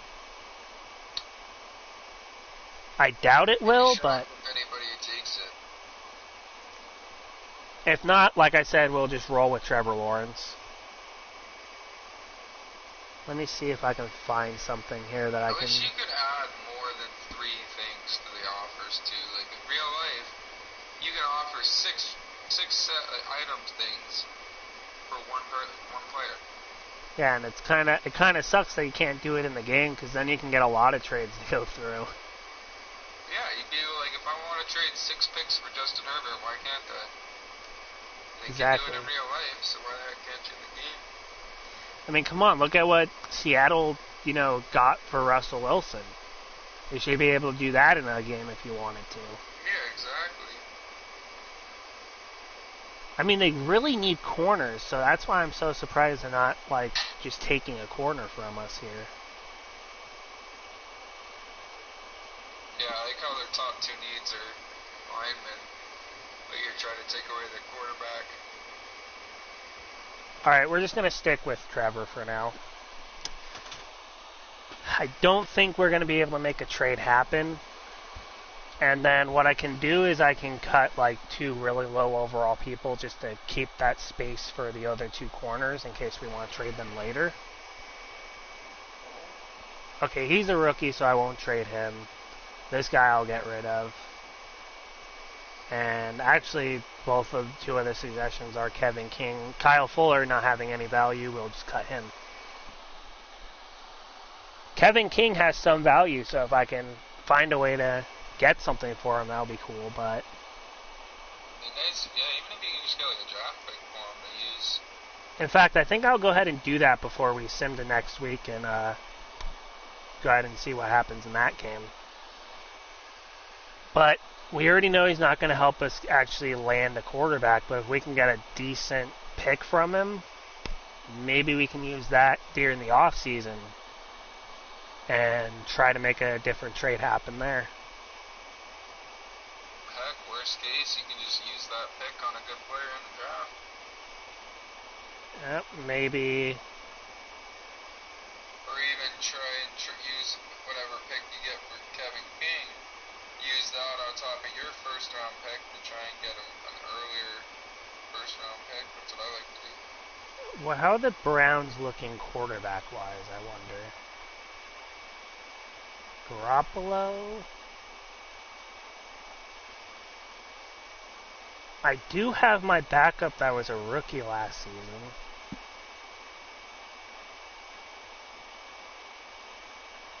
Who didn't play well at all. I'll have to find a way to eat 5 or 6 mil off their cap. I'm not going to keep Jimmy G, but that's close. And a number 7 overall pick might be enough to force that to go through. What are you trying to get Jimmy Garoppolo for? I just put him in just so that their cap isn't in negative. But I think I can find someone that I can get that's maybe a little bit easier to get than him, that'll eat up more of their cap and maybe give me another trade piece. It's going to be tough, though, because trading for just quarterbacks in general is never going to be easy in this game. I mean, year 1, if I would have thought of it, I could have traded Clowney gets them just a singular 10K in salary cap if that would have gone through. But yeah, getting quarterbacks, year 1, I was always able to trade for Kyler Murray. But I didn't think about trading him year one since I was tanking, so. Yeah, he would have been a good pickup, but he is small, so. Maybe if I toss in a second round, I can get the Jimmy Garoppolo one to go through. Or maybe a third round might be enough to do it. Nope, not quite. I'll try a second next, and then if that doesn't work out.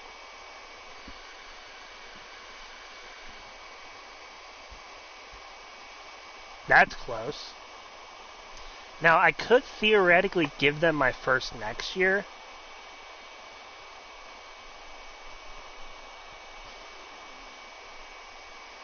Is this worth it, though?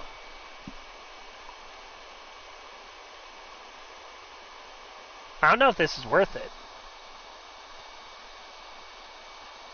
What are you thinking here, Jimmy Garoppolo? Thinking I can get Jimmy G, and maybe I can flip him to another team that needs a quarterback.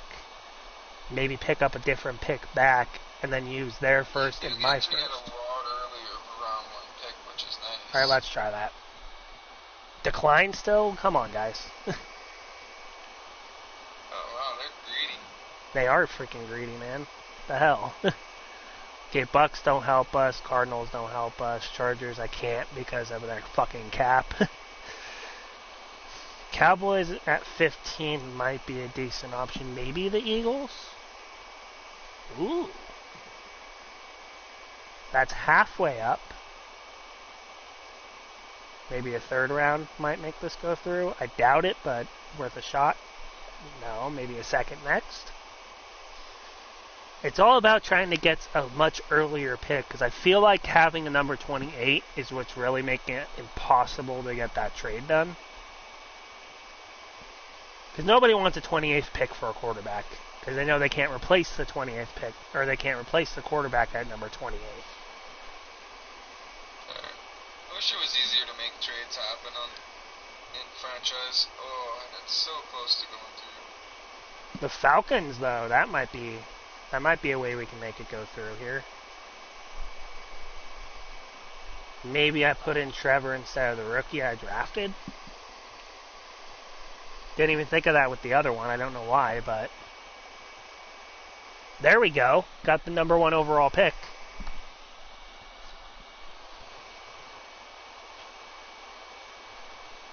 All right, let's see what we can do with this. Got rid of Trevor Lawrence to get the number 1 overall pick, eh? And I just thought of this too. There was another team interested. There's other teams interested in this quarterback. Maybe I can get something for him too. That I'll get at 12th, but you know. And of course that puts Washington over the goddamn cap. Of course, why wouldn't it? Can't give Josh Rosen a redemption story, unfortunately.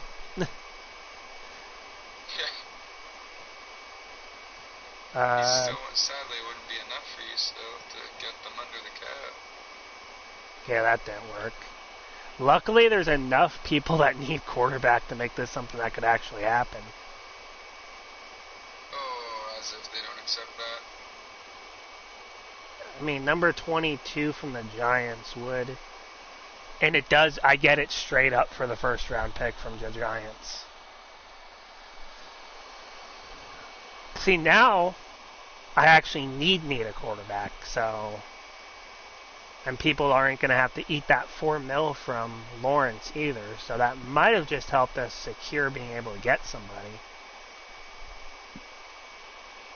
I mean, if somebody declines 3 first rounds, then I don't know what else to fucking do. I'm not too sure what you don't have a quarterback now, so you gotta find somebody you can get. Maybe we go with the first option here and try to snag Herbert. Now that I don't have to absorb it, they don't have to absorb a ton of penalty here. I still have to find something that takes $900K off their thing, but I'm not shipping them $4 million in salary cap now, so I might be able to make this happen now. Maybe we can snag somebody that's on their bench here to free up the rest of this cap here.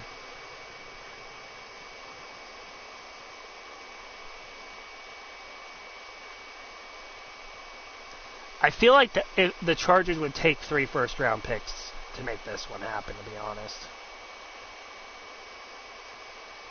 See, because the first already puts us at almost midway through. And I have to go back out because I forgot that they don't always put they don't always put what you trade for immediately into your thing. You have to leave the trade center and refresh to get it, so.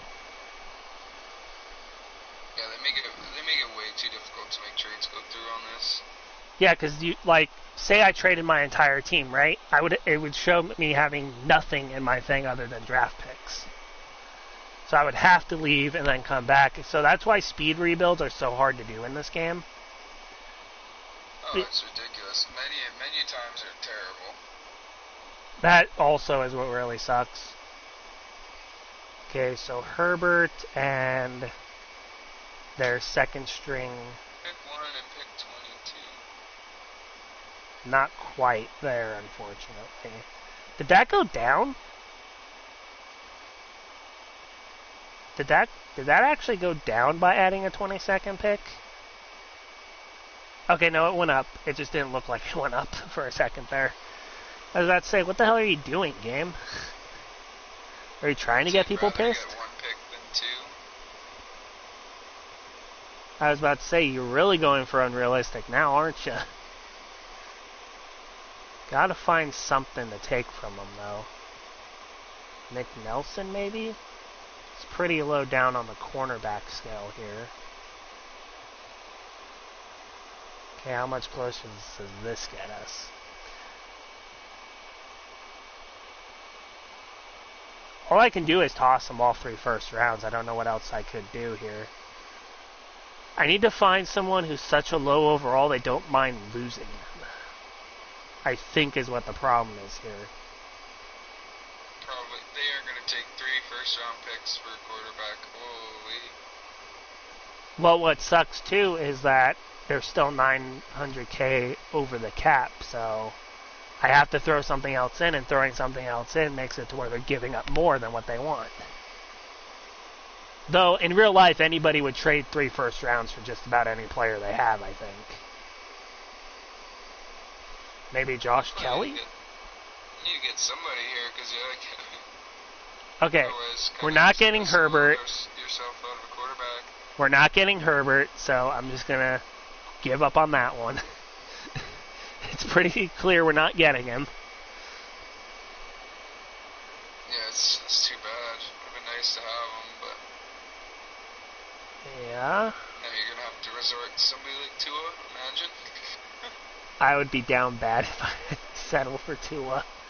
No! Just go back a save, go back a save. I don't want to have anybody... I'll go back to having... Maybe number 22 straight up for Mac Jones?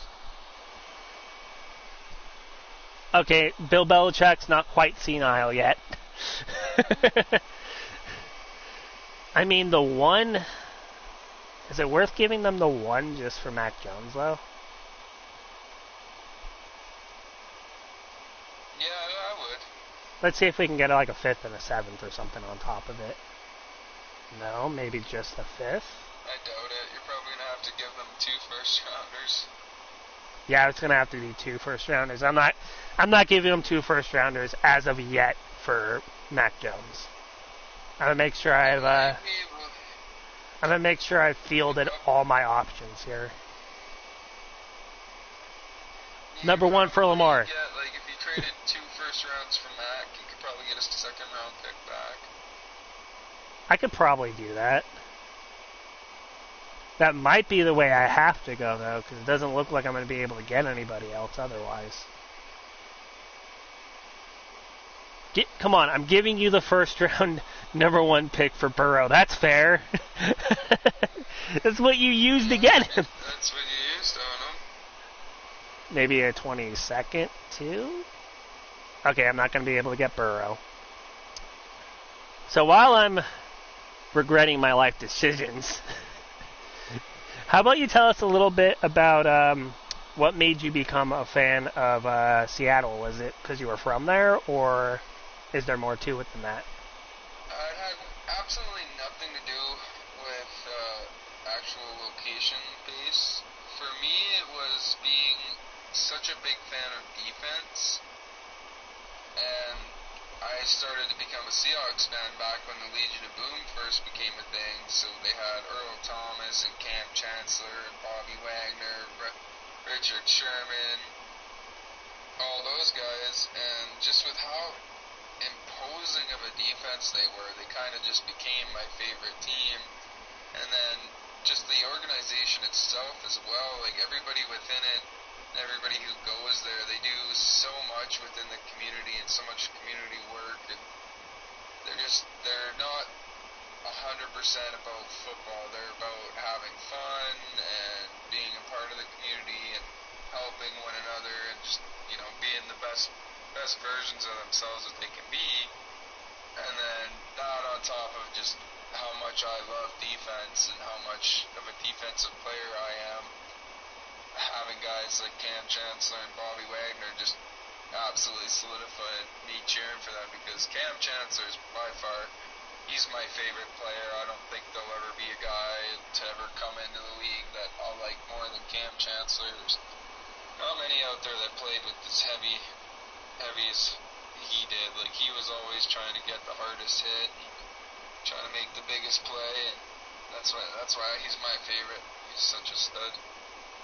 Yeah, that sounds about right, honestly, with how you describe him playing.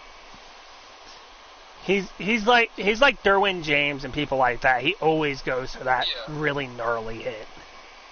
He's exactly like the best part about him though is that he could also play the ball, and he was also one of the best at ball hawking too. So like, as hard as he could hit you and put you on your ass, he could also lurk the ball and snatch that away from you when you least expect it. We might be getting desperate here and actually consider taking fucking Jordan Love. Just a massive downgrade. Sometimes you risk it and it just doesn't pay off. This might be one of those times. Okay. Trading the first round pick for Jordan Love. That's gonna put me down so bad. Just try and trade back for Trevor Lawrence. Imagine. Can you not get Mac Jones for the 2 first rounds? I'd have to give up the... have to give them the number 1 pick. Yeah, and I'm trying to maybe preserve that in case whoever I get isn't that good, True. Because it could just be the fucking team around him on offense for all I know. Maybe the scheme just doesn't work for that specific quarterback. No, Saxton. Saxton. Stars now. I know, right? And that didn't work in the slightest. Am I gonna have to get old man fucking Stafford? Am I gonna have to get old man Stafford? I don't know, I might have to. Okay, that's actually really close considering that was a 4th round. Stafford's not too bad. Baker Mayfield, though? He's a backup on the Ravens. Maybe? Maybe we get Baker for like a 3rd next year? Well, fuck you guys, man. Don't give me nobody. Maybe a 2nd? Come on, he's your backup. Okay, I'm not giving up a 1st round for fucking Baker Mayfield. Yeah, come on, game. Let us get Baker. Danny Dimes? Wow. They really don't want you to have anybody. Whoops. Wait, what the fuck just happened? I don't know what happened there. Drew Lock is randomly on my screen now. What the hell? Why are you here? We're trying to get Drew Lock now? That's actually really fucking close for Drew Lock for Danny Dimes. Oh, you guys must have signed. No, oh, there you go. trade declined. That's really close. You gotta add in like a 5th round pick or something, I bet. 88 throw power, 88 speed on Danny Dimes. Yeah, 89 just throw. like a 5th round pick. Okay. You should be able to get it from there. Danny has 5 more speed and only 1 less throw power. I think I can throw in a really low overall, way low pick and be able to make this happen. Yes, it's a massive downgrade, but I mean, if he plays even remotely close to how Trevor played, then it'll still be kind of worth it, to be honest. I'd be paying the guy significantly less to play just as sucky as the guy I was overpaying for. No doubt. They're pretty much the same age. You can still upgrade them a little bit. Alright, so does Danny Dimes somehow unlock the potential of this offense? I guess we'll have to see. Let's get some weekly training done. And we're playing the Bengals, who... well, they are division rivals, so I guess it makes sense why they weren't just going to hand us Burrow.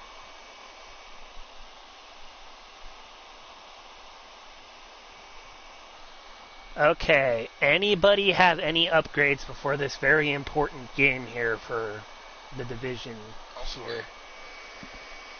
I mean, we basically have this division on lock now, but if we don't figure out the quarterback position before the playoffs, I feel a very early exit coming the again. playoffs are going to be tough without a good quarterback. Did you end up getting Danny Dimes, or? Yeah, I traded Drew Lock and a 6th round pick for him. Nice. And now I have 3 first rounds, so...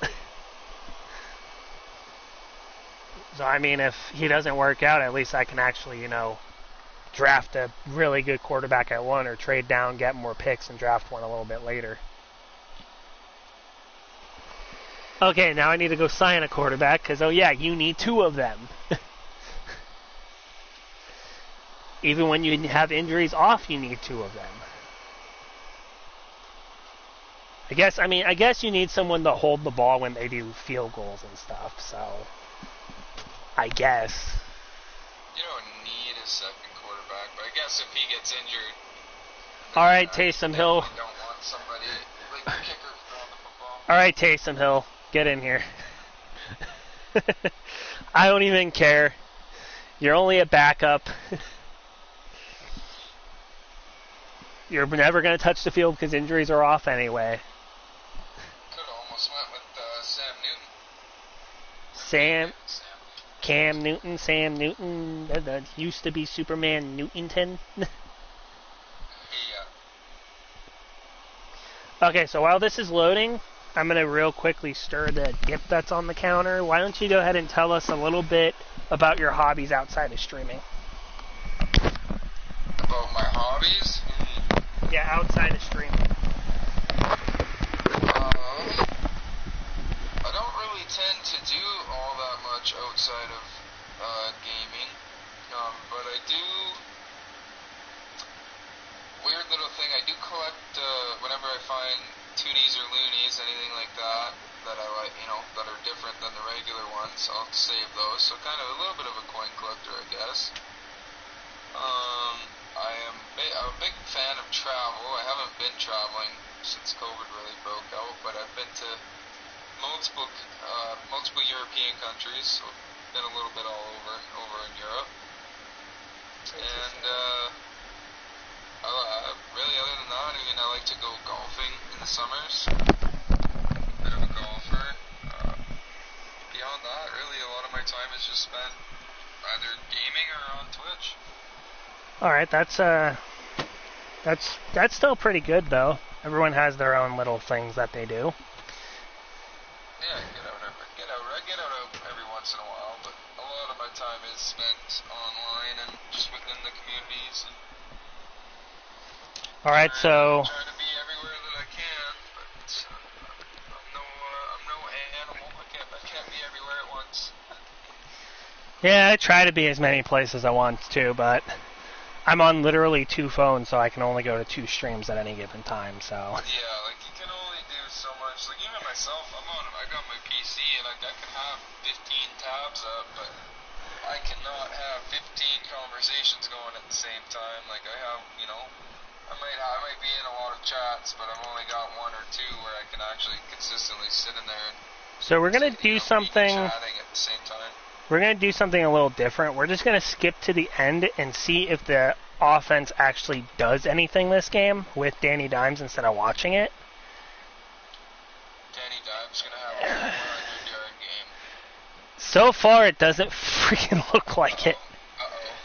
Okay, coming back. 3 points. Okay, no, they weren't. Okay, now they're still. Nope, never mind. And it's over. It was close, and then it was not close. Garbage time blowout at the end. Yikes. Okay, to Danny Dimes' credit, he did not throw an interception, though. So, that's a plus. No interception, no touchdown, though, and not terrible. He threw for more yards, but would have been a lot nicer if we got our hands on that Joe Burrow. Yeah, the guy who just fucking absolutely clapped us. Defense still didn't play fucking bad, though. They didn't have any turnovers this time, but they didn't play bad. We just couldn't keep up with the Bengals. God, do I actually consider trading for Mac Jones, though? It was really close with 2 picks. Because I got to get this quarterback situation figured out. Our quarterback lost us the game in the wild card last time, and I really don't want that to be the reason we lose it this time.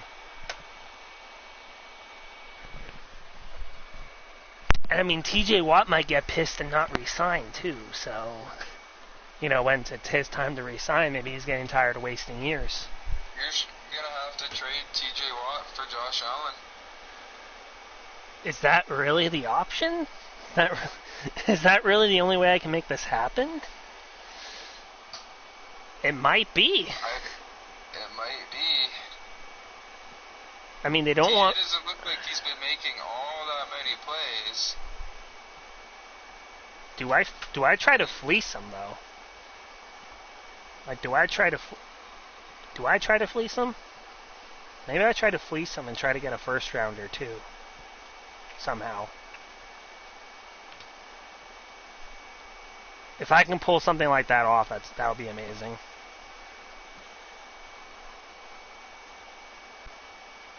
Okay, maybe just straight up. Not even that will work. No. Okay, let me see how Minka's doing. Because if he hasn't been doing anything, maybe he's the guy we gotta get rid of.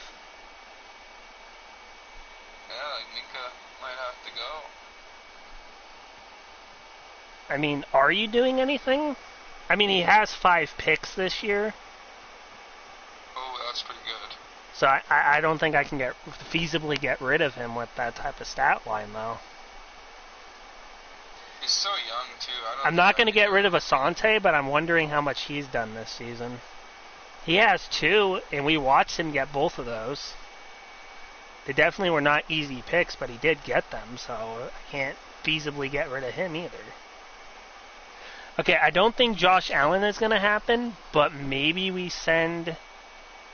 try to find somebody who needs free safety or left outside linebacker that has a good QB, and maybe we get rid of either Minka or Watt for him. That might be what we'd have to do. Kyler Murray, they do need a left outside linebacker. Real quick, let's see what TJ Watt has actually done, because he has still been getting sacks, but he's not producing like you should be either. A quarterback would go a lot further than TJ would, I think. And he only has 9.5 sacks right now, and we're nearing the end of the season, so he's definitely not doing as well as even last season. No, he's doing better than last season. Jeez, what to do? I feel like if I can get a pick on top of this, not even anything wild. Oh, wait. They go $4 million over the cap if I send over a Watt. How about Mink? No, I can't get rid of Minka either because he's actually making plays. No. I don't. Maybe their backup quarterback? 90 throw power, 88 speed. He's a slight upgrade over Danny Dimes. And I really didn't give up anything for Danny Dimes either, so that does put him over the cap if I send a player over, but maybe I have a player I can send over. I can send them my backup right or center. He's much younger than my starter, but just throwing out anybody to get somebody. Just trying to get this. So, QB Jake Singer. I mean, we might be able to get Jake. Maybe we can toss in some other picks and that'll go through. Maybe Danny Dimes would make him go over the cap, so I would have to add something on their end to make it happen. Okay, fourth didn't make it happen there by itself. Let's see if a third next year will make this happen. It's a large part of why, whenever I do franchises, I usually just turn off the cap. Hate dealing with the cap room. Maybe that's the move, because maybe I can send all 3 picks over and get Justin Herbert if I have the cap off. Because that's why I couldn't do it before. I had to add a different player, which makes them have to give up more. Let's try that. I can't turn it back on once I do it, but I feel like that's the only way we're going to solve our quarterback situation is if we shut that off. Yeah, the quarterback situation is quite shambles right now. And when we thought Aaron Rodgers would do something, he was ass. We tried Trevor Lawrence, he was kind of ass too. And Daniel Jones, though he didn't make a mistake, still didn't help the team win either. So, in fact, the one game we let him play, we lost. And that... They got flooded too. They got absolutely whooped. Alright. Chargers, give me the Herb. I mean, that loss did bump us down 1 spot on our draft pick, so who knows, maybe that actually helped us a little bit there. Makes it a little bit more juicy of a pick. That still didn't go through, though. I don't know what... Patrick? It's not happening, but Patrick. Okay. That was just for fun there. We all know that one wasn't going to work. It's just a shot in the dark. Do we get Dak Midscott, though? Ooh, maybe. Maybe the 2 later round picks? Okay, no, that didn't work. All 3 of them? It's hard to get a team to trade their starting quarterback. Very hard. Dexter LeBlanc. 92 throw power, 91 speed. Maybe? Potentially? Method? Could be a method here. Trey Norwood, maybe? No, they don't have any interest in him. That didn't work. I mean, I wasn't really expecting that one to work since it was red interest, so... Can somebody just want a center that needs a fucking quarterback, please? I mean, the Cowboys aren't going to give me theirs. Somebody just be stupid and let me have their starting quarterback, please. I mean, come on, you guys don't need him anyways. Come on, you guys don't really need Josh Allen, right? Okay, yeah, I'm a liar. You actually do need Josh. He's not that good. He's not even that good. Come on. Come on, you guys need a center, right? You guys need a center. You guys need a center to protect Burrow's legs? No, you don't, actually, I guess. Fuck me, then. This turned into a bigger fiasco than I thought it would turn into. Damn everyone in wanting a quarterback, god damn it. I doubt a center is going to make it easier. NFL, man. Everybody always needs quarterback. It's like one of these days, a team's gonna have like 8 quarterbacks on the roster, and they still won't trade any of them. Like guaranteed, there's gonna be a time when that happens. Back to Justin Herbert. That ain't happening. Justin Fields? I don't think his throw power. No, his throw power is garbage. He's actually worse than Danny Dimes in with throw power and fucking speed. Somehow. Hey, you guys want to give us back Trevor Lawrence? I'd be down for that, guys. Please? I think the question would be, would fucking Trevor even want to come back? Yeah, after you just traded him away. Yeah, he's not going to have any interest in that. Do I go with Gardner Minshew? Nah, I'm just kidding. That's dumb. Yeah, they're like, yeah, not even remotely interested. Sorry. Sorry, not Maybe interested in bad that. about you sending that over. Hey, Washington football team, I can give you Rodney Hudson. Yes! No, actually it's declined, but I just have to throw in a 7th now.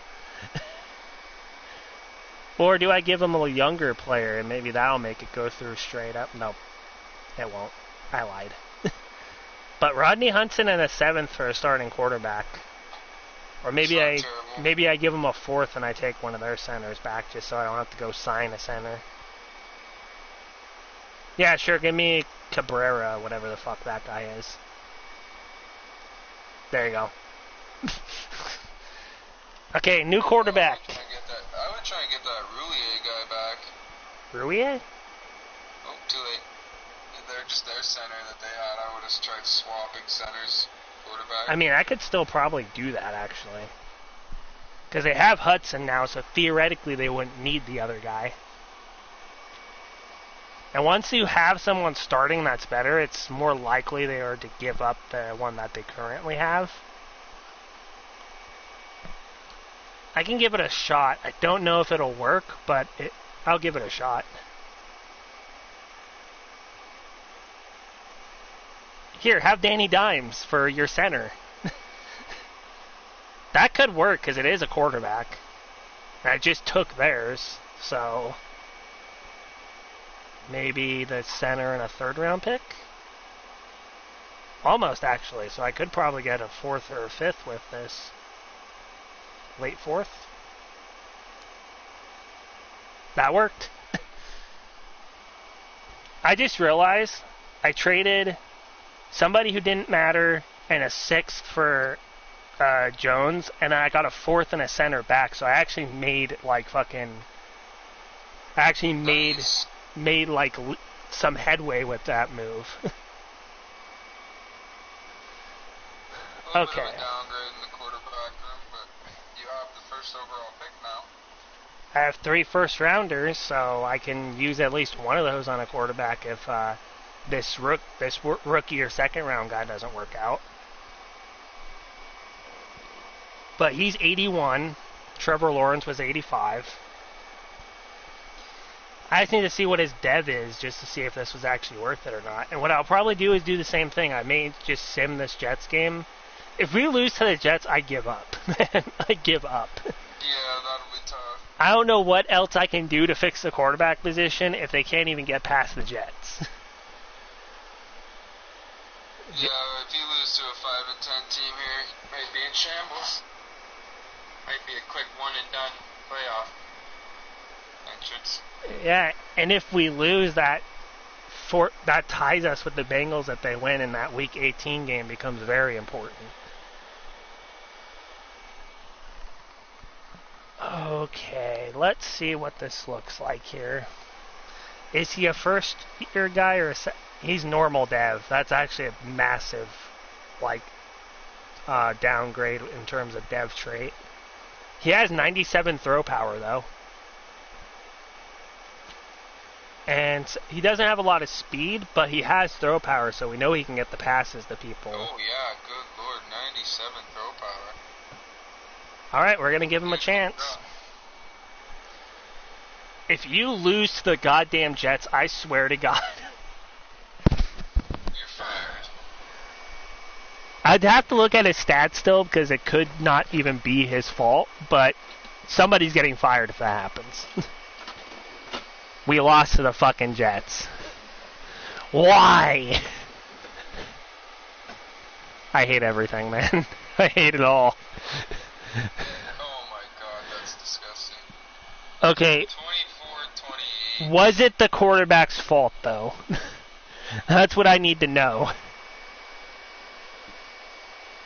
If it's the quarterback's fault, man, it's one and done, and we're just going to do the off-season on stream at this point. Yeah, no doubt. Just send it to the... He has a touchdown, and he didn't throw a pick.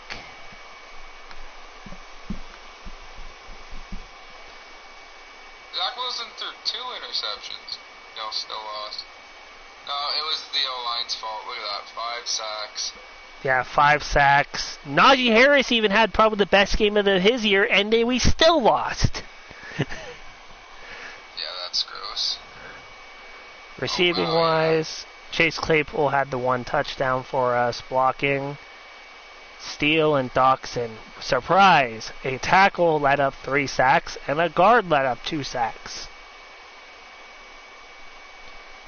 I actually am happy we didn't end up trading Watt, because he's the only one that really did anything on defense in terms of sacks. I mean, the 2 linebackers split one, but whatever. Who got the picks? Greedy and Sutton. Okay, that's fair. Boswell was perfect. Did we not have any turnovers and we just straight up got beat last second or something like that? Yeah, they beat us last on the final quarter they scored and we didn't. Oh my god. That makes me feel a little bit better about the quarterback, though. We didn't score in the fourth, so the offense didn't really do anything in the fourth quarter, but at the same time, we didn't make any mistakes. They just outplayed us in the last quarter, basically. Dwayne Haskins Jr. is leading the league in fucking yardage right now. What the fuck? That's quite interesting. Luckily, though, the Bengals did lose. This game is still very important, but... I mean, at least now we still have a chance at winning the division. But we did lose to the Bengals quite handily last time, so... I don't know how confident I am. We have a better quarterback this time, so maybe that's the difference here. They have a better quarterback overall, though. Okay, any upgrades that will actually help us here? No. A shit tight end. Nice. Okay. Rookie quarterback. Okay, let's see if we win this one. Just going to sim it, not going to watch it, going to see what happens. Please win. We need one. We lost to them too, 42-28. That didn't work either. Okay, this time we would have had to have made mistakes, right? Yeah. There's no way we don't, there's no way we lose that bad and we, didn't make a singular mistake like last time. No way. And we ended the season on that too. We were the final game. God damn it. 4 touchdowns and 1 pick by the quarterback, though? Oh, really? Oh, wow. Yeah, no, he had a great game. He had the 1 pick, but so did Burrow. Andy Becker might need to be the new QB. He's going to have to probably end up being QB1. I think we found QB1. Almost makes it worth trading away Trevor. Sam Hubbard had Way better than Trevor did, that's for sure. Yeah, Trevor I don't think ever had more than 2 touchdowns in a game. TJ Watt had the singular sack, and Jaleel Covington had the pick. Okay, so we still have a chance at winning this game. If the quarterback plays anything like he did last week, we have a chance here. It's against Indianapolis, who had the best rusher in the NFL, right? Yeah. I don't know. This might be the end of the road here. We shall see. Okay, weekly training. We'll see what upgrades we have. And then maybe we do the off-season on stream today. Instead of passing that over to my next guest, we can just do that. Just finished it off with a little off-season, see what we can make improvement-wise. I'm guessing we lost in the wild card. Not yet. We're doing the training right now, and then we're going to do the upgrades, and hopefully we can get past the first round this time. We don't want to be the Dallas Cowboys of the fucking AFC. Come on. Quiddy Pay does get an upgrade. That's pretty big. He's a starter for us, so. Okay, Pursuit's up by one. Pretty decent upgrades here by the looks of it. Starting strong safety gets an upgrade as well.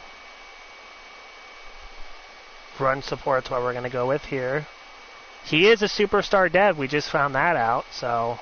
Nice. We're going to go accuracy with Boswell. I think Boswell's gone after this season, though. But we'll see how he plays. And then Marquise Brown. That's massive. We're going to give him a route running. We need somebody to be able to get open for this guy. And he actually got +1 speed with that upgrade. Oh, that's clutch. 98 speed now. 90. Yikes.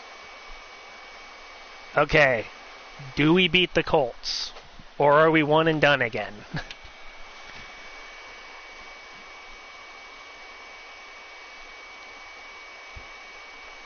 We lost. 38-20. Honestly, we went into free fall the second half of the season, though. Like, if you look, we lost 5 of our last, 7 games. 8 games. 7 games. 5 of our last 7 games were losses. That's tough.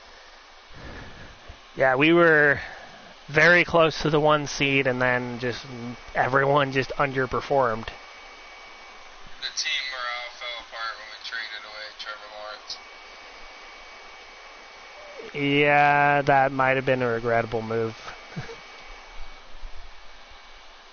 Now, to be fair, he wasn't really doing well, and that's not something I could have telegraphed happening by trading him. It's a lot of upgrades. Yep, and we still have to get the yearly awards, too. So now the question is, with the quarterback situation, did the guy do enough in the short time he was on our team to warrant staying? I think we let Andy ride out one more year. Yeah, I do think he's earned a shot to keep the job. I would use a first-round pick on a quarterback, but let Andy start. Maybe If he doesn't play well, then you put the rookie in. Maybe trade down from the first and accrue a bit more picks, trade back a little bit. Trade down from the number 1 spot to get 2 more first-round picks. I would do that. Actually, let's see who has 2 first-round picks to snag, though. That might be what I do, because then we can cover up more spots and we don't have to spend as much in free agency. And we still have two other first rounds already, so maybe we give people some of our mid-round picks in the trade too, just to free up some picks out of our locker, so to speak. Well, Colts at least didn't win the Super Bowl, so. Does nobody have 2 first-round picks right now? You see, you might be the only team with more than 1. That would be quite weird, considering I remember trading somebody one of them. Yeah, it looks like I might be the only one with 1 here. Or multiple. We could get Seattle second, though. Just trade down 1 spot.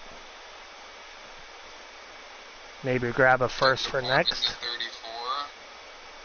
Maybe do 1, 2, and then 1 next. Maybe that, and then what I'll do is I'll toss them a fourth and a fifth as well, just to give them a little bit something back. Okay, that didn't work. Maybe just a 1, maybe the 1 for the 2 and the 34, and that's it. Maybe throwing that extra 1 from last year made them not want to do it. Possibly. Okay, so maybe now I toss them the 4th and the 5th next for this. I would just try this as basically say no. Yeah, now maybe throw in a 4th round pick. Okay, yeah, I'm not going to be able to get the 2nd from Seattle. Now, That's all right, whatever. You still got the 1st. now they still have. Be able to pick the best player in the draft, which will be huge. They still have Wilson, so they're not going to pick a quarterback at least. Maybe the Texans get rid of their 2nd or 1st round next. I don't know. I feel like the Texans would be a team that would just take the picks, though.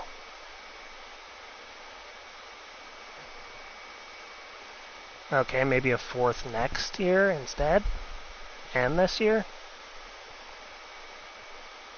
That didn't work. I think I would just go into the draft with the picks you have and take the best with number 1, pick 1, take the best looking player in the draft, and then go from there. Go from there and try and get a quarterback. Okay, we're going to advance to next week, and we're going to see if anybody went up depth traits. Because that's going to help dictate if I decide I want to get rid of anybody.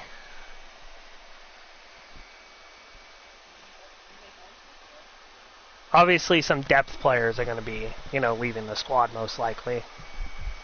And we're going to have to look at retirements because there might have been some people that left. Chris Boswell still at an 81, 94 kick or 84 or 88 accuracy, 94 kick power. Looks like you keep him for 1 more year. Yeah, let's go ahead and bump it up just a little bit for making him have to wait to get his extension here. Alright, he stayed with the team. Taysom Hill can leave because we're going to draft a quarterback, so the backup spot doesn't matter. Forrest Lamp has strength but has gone down 2 overall, so going to have to get rid of him. And the tight end. Alright, so we didn't really re-sign anyone outside of Chris Boswell there, and we might still get rid of him if there's a better kicker on the market, so...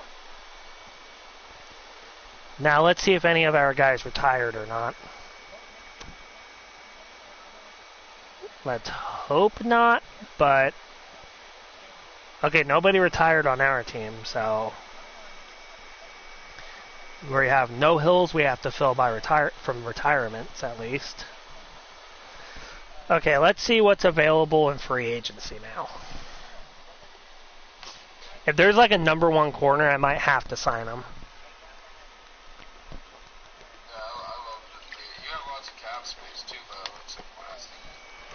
Yep, 46.2 mil. That might be enough to bring in a real difference maker. Yep. Alright, QB. I mean, there's nobody. I mean, Baker's here if we really wanted to let Baker have a shot, but I don't think he's better than who we have. Or at least not by much. Definitely leave who we have. Yeah, nobody really good there. Halfback-wise, we can get rid of Herbert, the backup, and maybe we sign, like, Zach Moss or something. Get a better halfback, too. Marlon Mack, he's getting old. Zach Moss probably would be the best. I mean, he's 2 years younger. He is 2 years younger. Penny's not bad. 87 speed, 88 excel. What is Marlon's thing here? Marlon's faster. He's only two. Our Penny, I bet he's even quicker. He might be, and he won't cost nearly as much. 90 speed, 90 excel. Yeah, he's also cheaper, and I feel like we can get him even cheaper than that. I think this Rashad Penny would be the right pickup. 72 points in. I just remember we have cap room off, but we're also not going to go crazy either, so. We know salary cap's off, but we're not going to sign people like it's off, you know? There's a lot of wide receivers here. Like, a lot. T. Higgins, Boyd, Brian Edwards, Corey Davis, Van Jefferson, Quintez Cephas, Kendrick Bourne. There's a lot of guys here, but the only one that would really be an upgrade would be T. Higgins over what we have. T. Higgins he's a big receiver too, like he's big bodied, but he's gonna be the most expensive. Also, he only has T. Higgins because of how young he is. But if you're not gonna go for T. Higgins, then I would go for Tim Patrick. Brian Edwards, though, here as well. Tim Patrick down a little bit had a good. He got some good upside.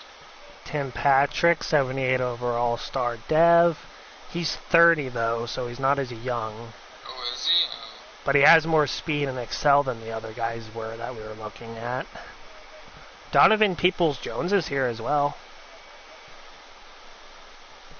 He's 79, 91 speed. I think we ignore wide receiver here though.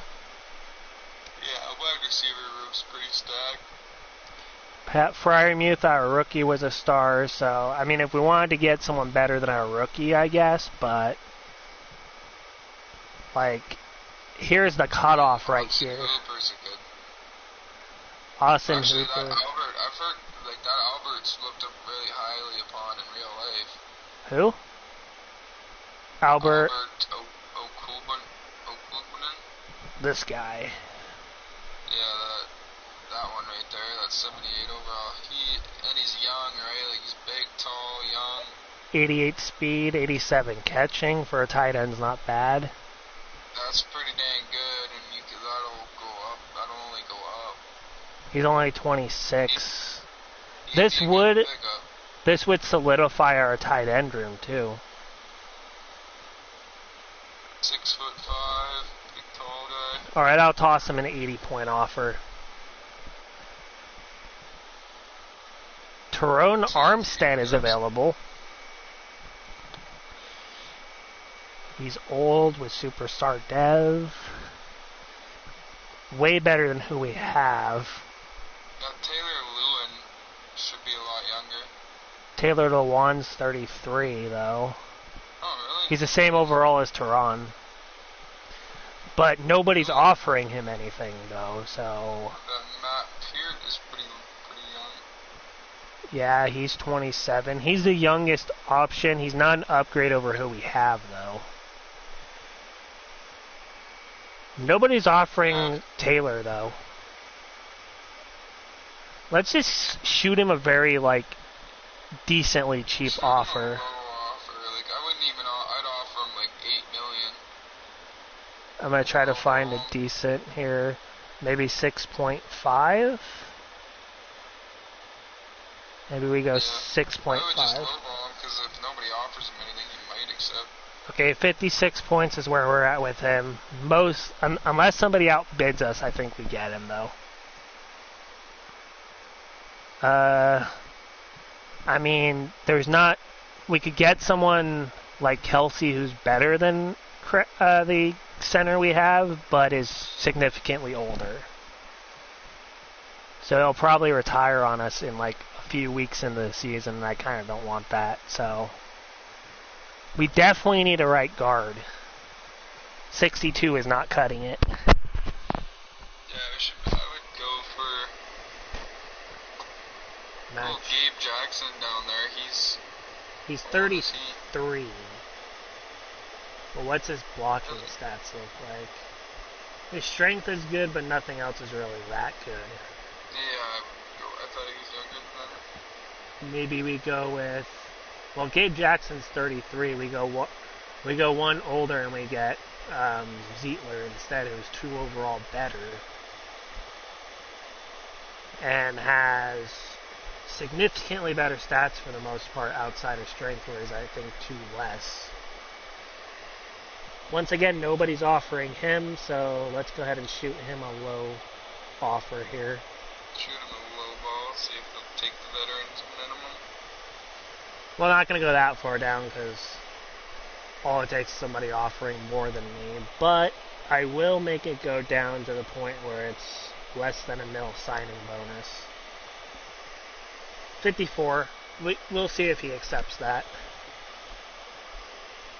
Doubtful, but maybe. We skip right tackle, though. Nobody's going to be better than who we have right now, unfortunately. Left end, best option is Watt, and he's not better than Greg Rousseau, and Greg Rousseau's young, so we skip that. Yeah, Rousseau's young and fast.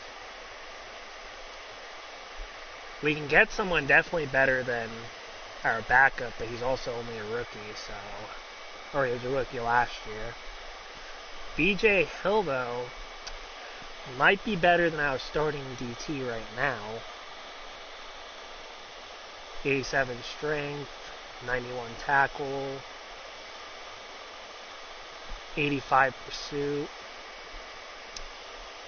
I don't know, maybe we skip DT this time too. Maybe use him. Yeah, I was gonna say D-tackle's a pretty bland position. Don't really need a big name there. Quiddy pays already at right end, and we can just use a draft pick to get a backup for him. So we'll leave that. Or maybe AJ Espinoza. Epinesa. And maybe. Wait, what was 90 something? That was like. Okay, that's just injury. That doesn't matter here. Okay, yeah, I say we just draft a right end replacement. Or a right end backup instead of signing one. Travis Gibson is better than our current backup left outside linebacker.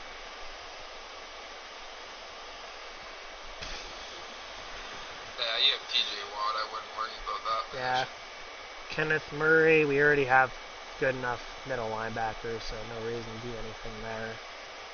Alex Highsmith is only 6 lower than Von Miller. Logan Wilson is here, though, 1 year older, but 5 more overall.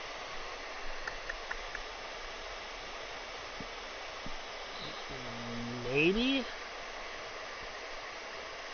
Let's see what his stats look like, though.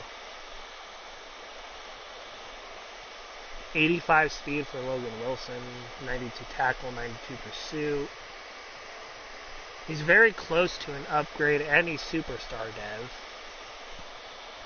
Spinner and Bogo. Alright, we'll shoot a competitive offer here. If more people come in and outbid us, we'll bail out on him. Yeah, though. I would just offer exactly what he's asking for. If that's not good enough, then so be it. Okay, I offered like maybe 2 mil more than what he was wanting. Yeah, I offered a little under 3 mil more than what he was wanting, so that should be fine. I mean, Yeah. cornerback-wise, But Kenny Moore, but he's 29. Gilmore's 33. Darius Slay's 33. CJ Henderson, though. Bryce Callahan might be somebody to look at. 95 CJ speed. Henderson. He has 95 speed. Ooh, 95 speed at 25 years old. 94 speed. That's not bad. Alright, I say we shoot him an offer. If we get him, Yeah. we'll offer him a little bit more than what we've been offering other people, though, because he'll actually be a pretty big improvement and actually solidify our cornerback room. And we can trade away somebody that's in the, high 70s for something else later down the road if we need to. Noah Igbenogany is also here. He's pretty young. 91 speed, 89 agility, 94 acceleration, jumping's at a 94. Doesn't have high hit power. What do you think? Do you think we're good at corner if we end up getting CJ? Igbenogany has Ibinogany has a lot more people going after him, and but it would be less expensive than Henderson, but is slower than Henderson. I will just keep the offer on Henderson. PJ fits the scheme. Minka Fitzpatrick. He was somebody we're thinking about trading away at one point. Julian Blackman, though, was... He has a lot of speed, though, doesn't he? But you have Minka, so I wouldn't worry 90 about speed, him. 73 hit power. His hit power is not good anyway, so we'll skip that. Jordan Fuller. He would make a much better backup than who we have. 88 speed, 74 hit power. But there are people wanting him, so... He's probably going to sign somewhere where he'll be a starter. Okay, we're signing Justin Tucker. He's here. We're doing it. I might be paying Tucker? Heck yeah. I might be paying a little bit more than I should, but it's Justin Tucker, so... Yeah, I'd take him every time I can. We get him, that solidifies our kicking position, and we can get rid of Chris Boswell, so... I would do the same with punter, but the punting guy I don't think even did that bad last season, so... Tyler Bass, actually, low-key, might have been a better kicker to sign, but... Actually, let's look at that real quick, because depending on if Justin Tucker's gotten worse at all, then we need to at least look here. 99 kick power, 97 accuracy. What's Taylor Bass at? 96 power, 78 accuracy. Justin Tucker's still obviously the move here. Yeah, for sure. Tucker until he starts declining. And we're only giving him a 1-year deal. We're only giving him a 1-year deal, so... Actually, I'm going to give him a 3-year deal. If he ends up retiring in the middle of that, oh well. Okay, so I think we did everything we're going to do in free agency. Let's see who we get, though. Skip through it all, see who decides to sign. We'll check our offer, see if we were outbid by anybody. There's not many people I'd consider giving more money to, though, so...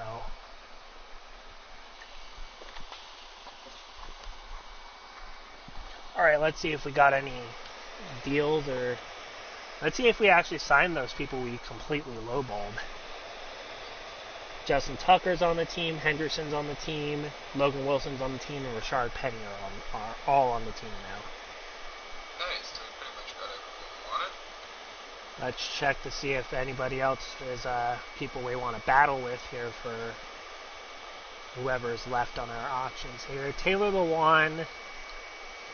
Do we want to offer him more, or do we just want to let this one go?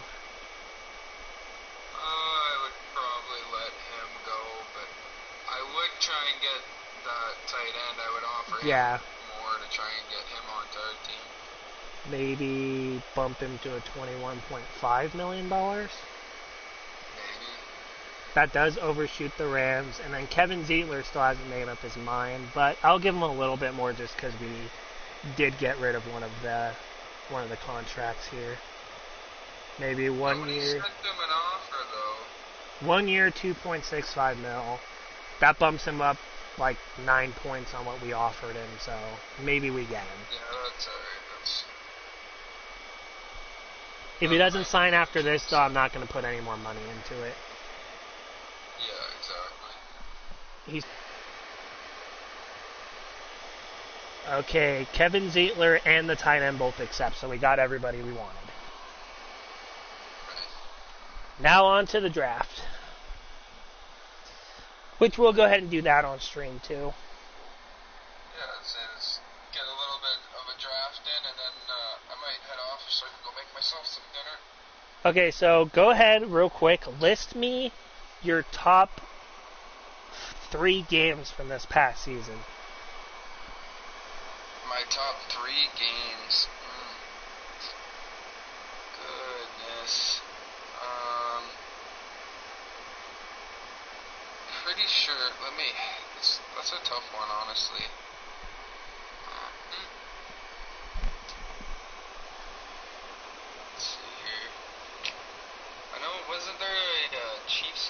Bills game, or am I thinking of that from the year before? I know there was a Chiefs. Chiefs and Bills game that was absolutely crazy. They played each other twice, so I think you're thinking of the playoff one. Could be. I'm just going back on the weeks here to see if I can find it.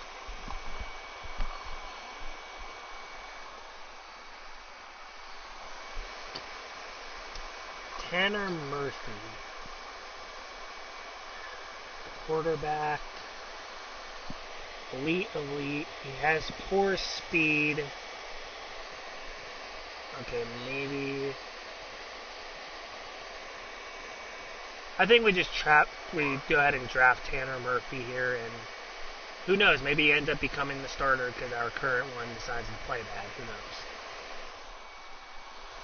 He does have hidden depth, so he's already going to be better in that regard. Ooh, I love it when they have a hidden dev. Let's see. Yeah, okay, so it was the NFL divisional round. The Chiefs and Bills. I accidentally 36. clicked sim to end the draft, but we actually got the only position we really needed. We'll see what the computer did for the rest of the draft, though. Also, it does give me a little more time to ask you a few more questions before you hop off. Yeah, for sure. That was a tough one. Didn't really end up catching a whole ton of games this year, but I know for a fact that Bills Chiefs one, that one was insane. There was also. I'm going to give you mine, because I actually did watch a lot of games. So, my top three, number one was definitely the Bills-Chiefs from the playoff game, specifically. Yeah, that game was insane. Second one would be Chargers-Browns from about midway through last season. I think the final score of that one was like a 42-45 game or something like that. Or 32-35, something along those lines. And then Bills and Bucks was a really good game, too. Bills and the Bucks, eh? That's some pretty good games. Looking at it, even just, really, I think we got two of the best games in the year in the NFL divisional round, being that the Chiefs and the Bills. But then that Rams and Buccaneers game where the Rams had it, it was a blowout, and then the Buccaneers almost came back and won it. Tom Brady almost did Tom Brady things. In the end, that game was that one was a thriller as well. You know, Tom Brady almost did Tom Brady things again. You know, just typical stuff. I think, yeah, that, and then I think just looking at scores here, one game that might have been. I'm not sure if I caught all of it, but the 37-30 Detroit Lions beating the Green Bay Packers. Now that seems like a game that would have been really cool to watch because of the Lions getting owned by Green Bay all the time, and then they finally actually beat them. Yeah, that could be one of the funner games. So what we need to do is we need to compare the quarterback we picked up last year, the one we just drafted, and see how much of a difference this actually is. We need to compare what? The quarterback from this year from the one that we have now. Okay. Speed, the one we have right now is better. Excel, he's better. Agility, ours is better. They both have the same change of direction. Ooh, their throw power is incredibly similar too. Yeah, it doesn't. I mean, the guy we got last year looks like he's just better in mostly every aspect here, though. So we'll probably keep him. Pretty much everywhere, but I said, I would let him start, see how he plays. If he starts playing poorly, then you know what, Then yeah, we definitely. You take your quarterback, your backup, and throw him in. The only thing that I can conceive happening now, though, the only thing I can see that would make this make sense is if all the quarterbacks just play bad for this specific team, and it's because of the Steelers just being bad in Madden. True. Because I've had quite a variety of people in there with varying degrees of, dev traits and stuff, and nobody seems to be sticking, so. Yeah, scene. Yeah, nobody absolutely went crazy and balled out. That's for sure. All right, so what I'm going to do is I'm going to save the podcast, this franchise here, and then I'm going to go to my butt screen with my team on it, and we'll go ahead and do the last few questions over that. Yeah, sounds good. I have a lot of saved files on here. Yeah, but you definitely like your franchise. I don't even think I have one franchise saved right now. Oh wait, that's a lot. I have one. I did one online one with my buddy. Just him and I did a fantasy draft together just for the fun of it one night. Yeah, those ones are always the funnest when you can do it with, like, your friends and stuff. I like ones where people are, like, if I can find people who just want to have fun and play the game and don't think it's a fucking competition all the time, those are the type of franchise modes I want to get into.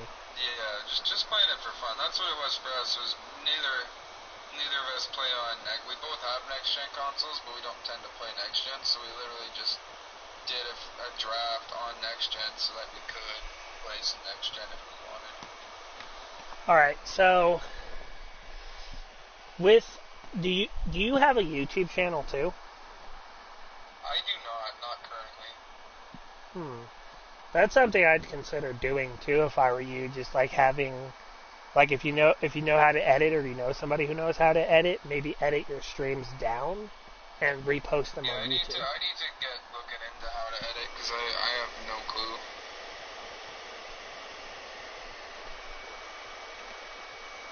So yeah, the Cardinals theme team pack actually had a lot of good cards in it, and most of them are actually starting on the roster right now.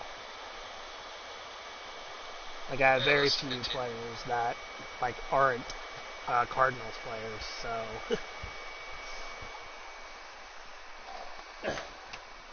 Alright. Need to check. Could definitely be worse. So real quick, let's chat a little bit, and this will probably be the last thing I actually have a full-on discussion about here.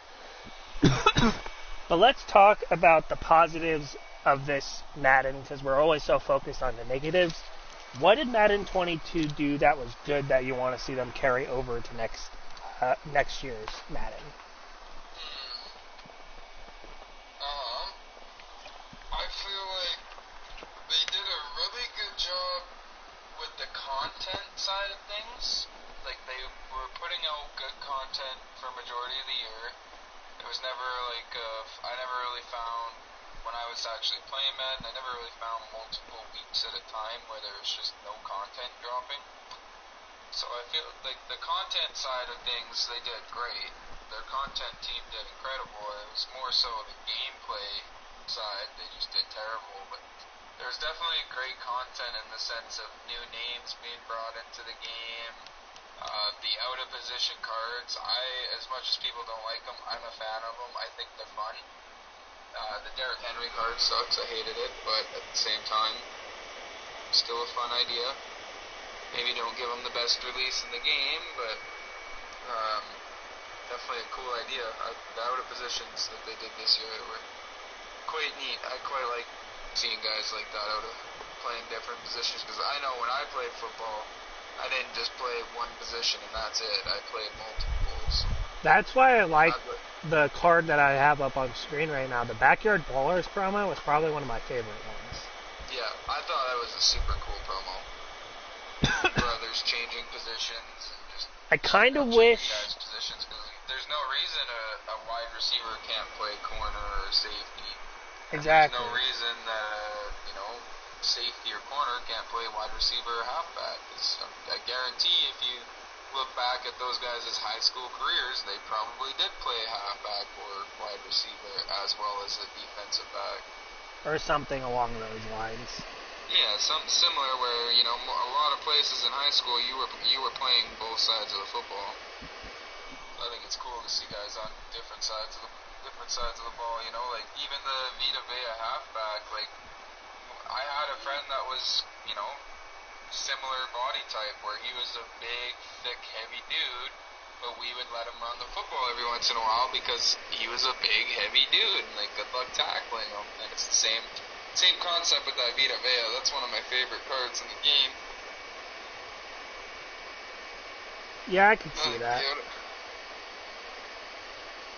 Okay, that doesn't get me any training really, so I'm not going to quick sell those.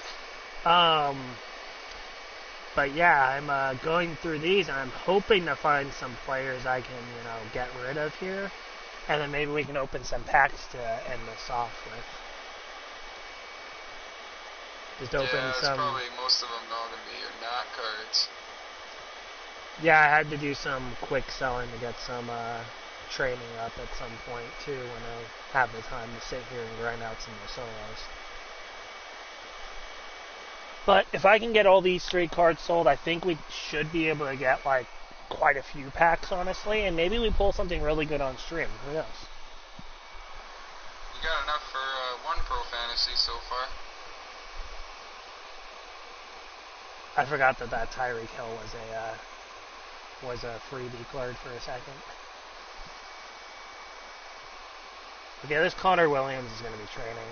I'd rather have the 2,180 than the 6K in coins.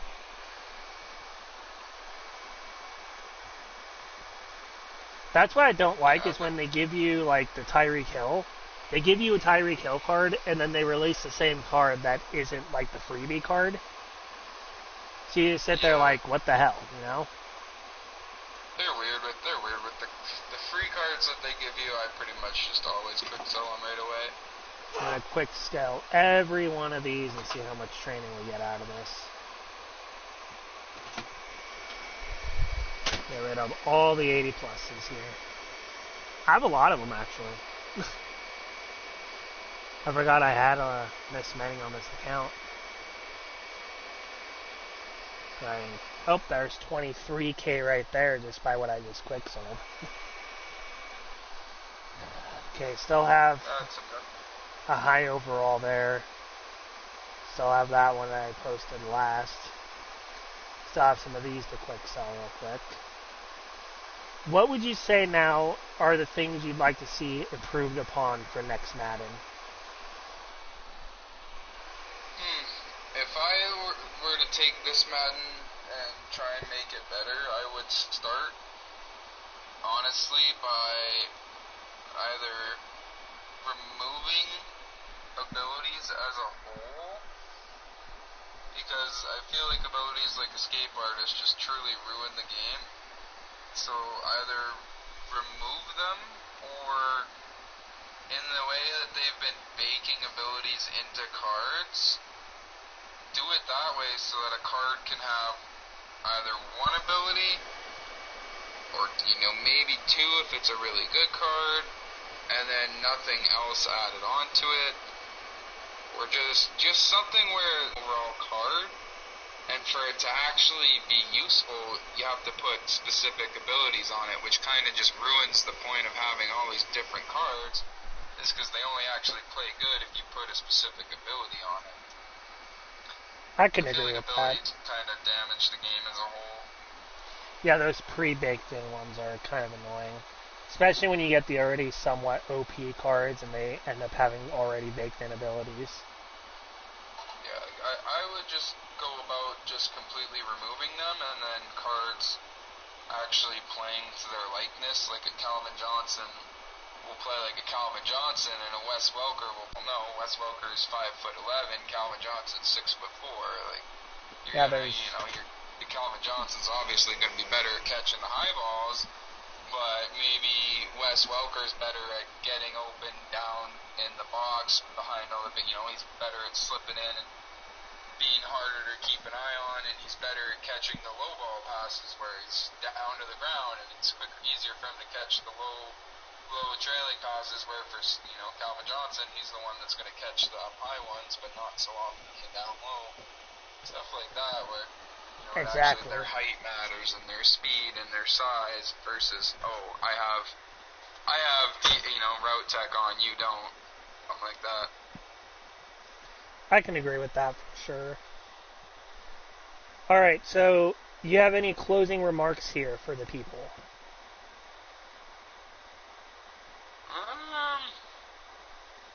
too upset with Madden. It is just a video game at the end of the day. Other than that, yeah, just kind of play the game to have fun, and you'll actually enjoy it slightly. Okay, If you so don't play it, it'd be a winner. so to explain to you what we're gonna do here, I'm gonna mute you for a second. We're gonna raid Murphy D. I'm gonna catch his reaction. Then I'm gonna hop in with you for a couple more minutes to chat about that weekly podcast idea. And then obviously after that we'll hang up the call. Yeah, sounds good, man. Okay, let me just mute this. I'll just mute it by turning down that and turning up this. Okay, guys. So I hope you guys enjoyed the stream here. We're gonna raid our guy Murphy D. We haven't raided Murphy D, I think, in a while, and I'm still planning on doing one more stream later tonight. Hopefully, you guys can make it for that. And yeah, make sure you drop emotes if you have them. Let Murphy know you're there and that you guys say hi. And we'll see you guys. I'll see you guys tonight.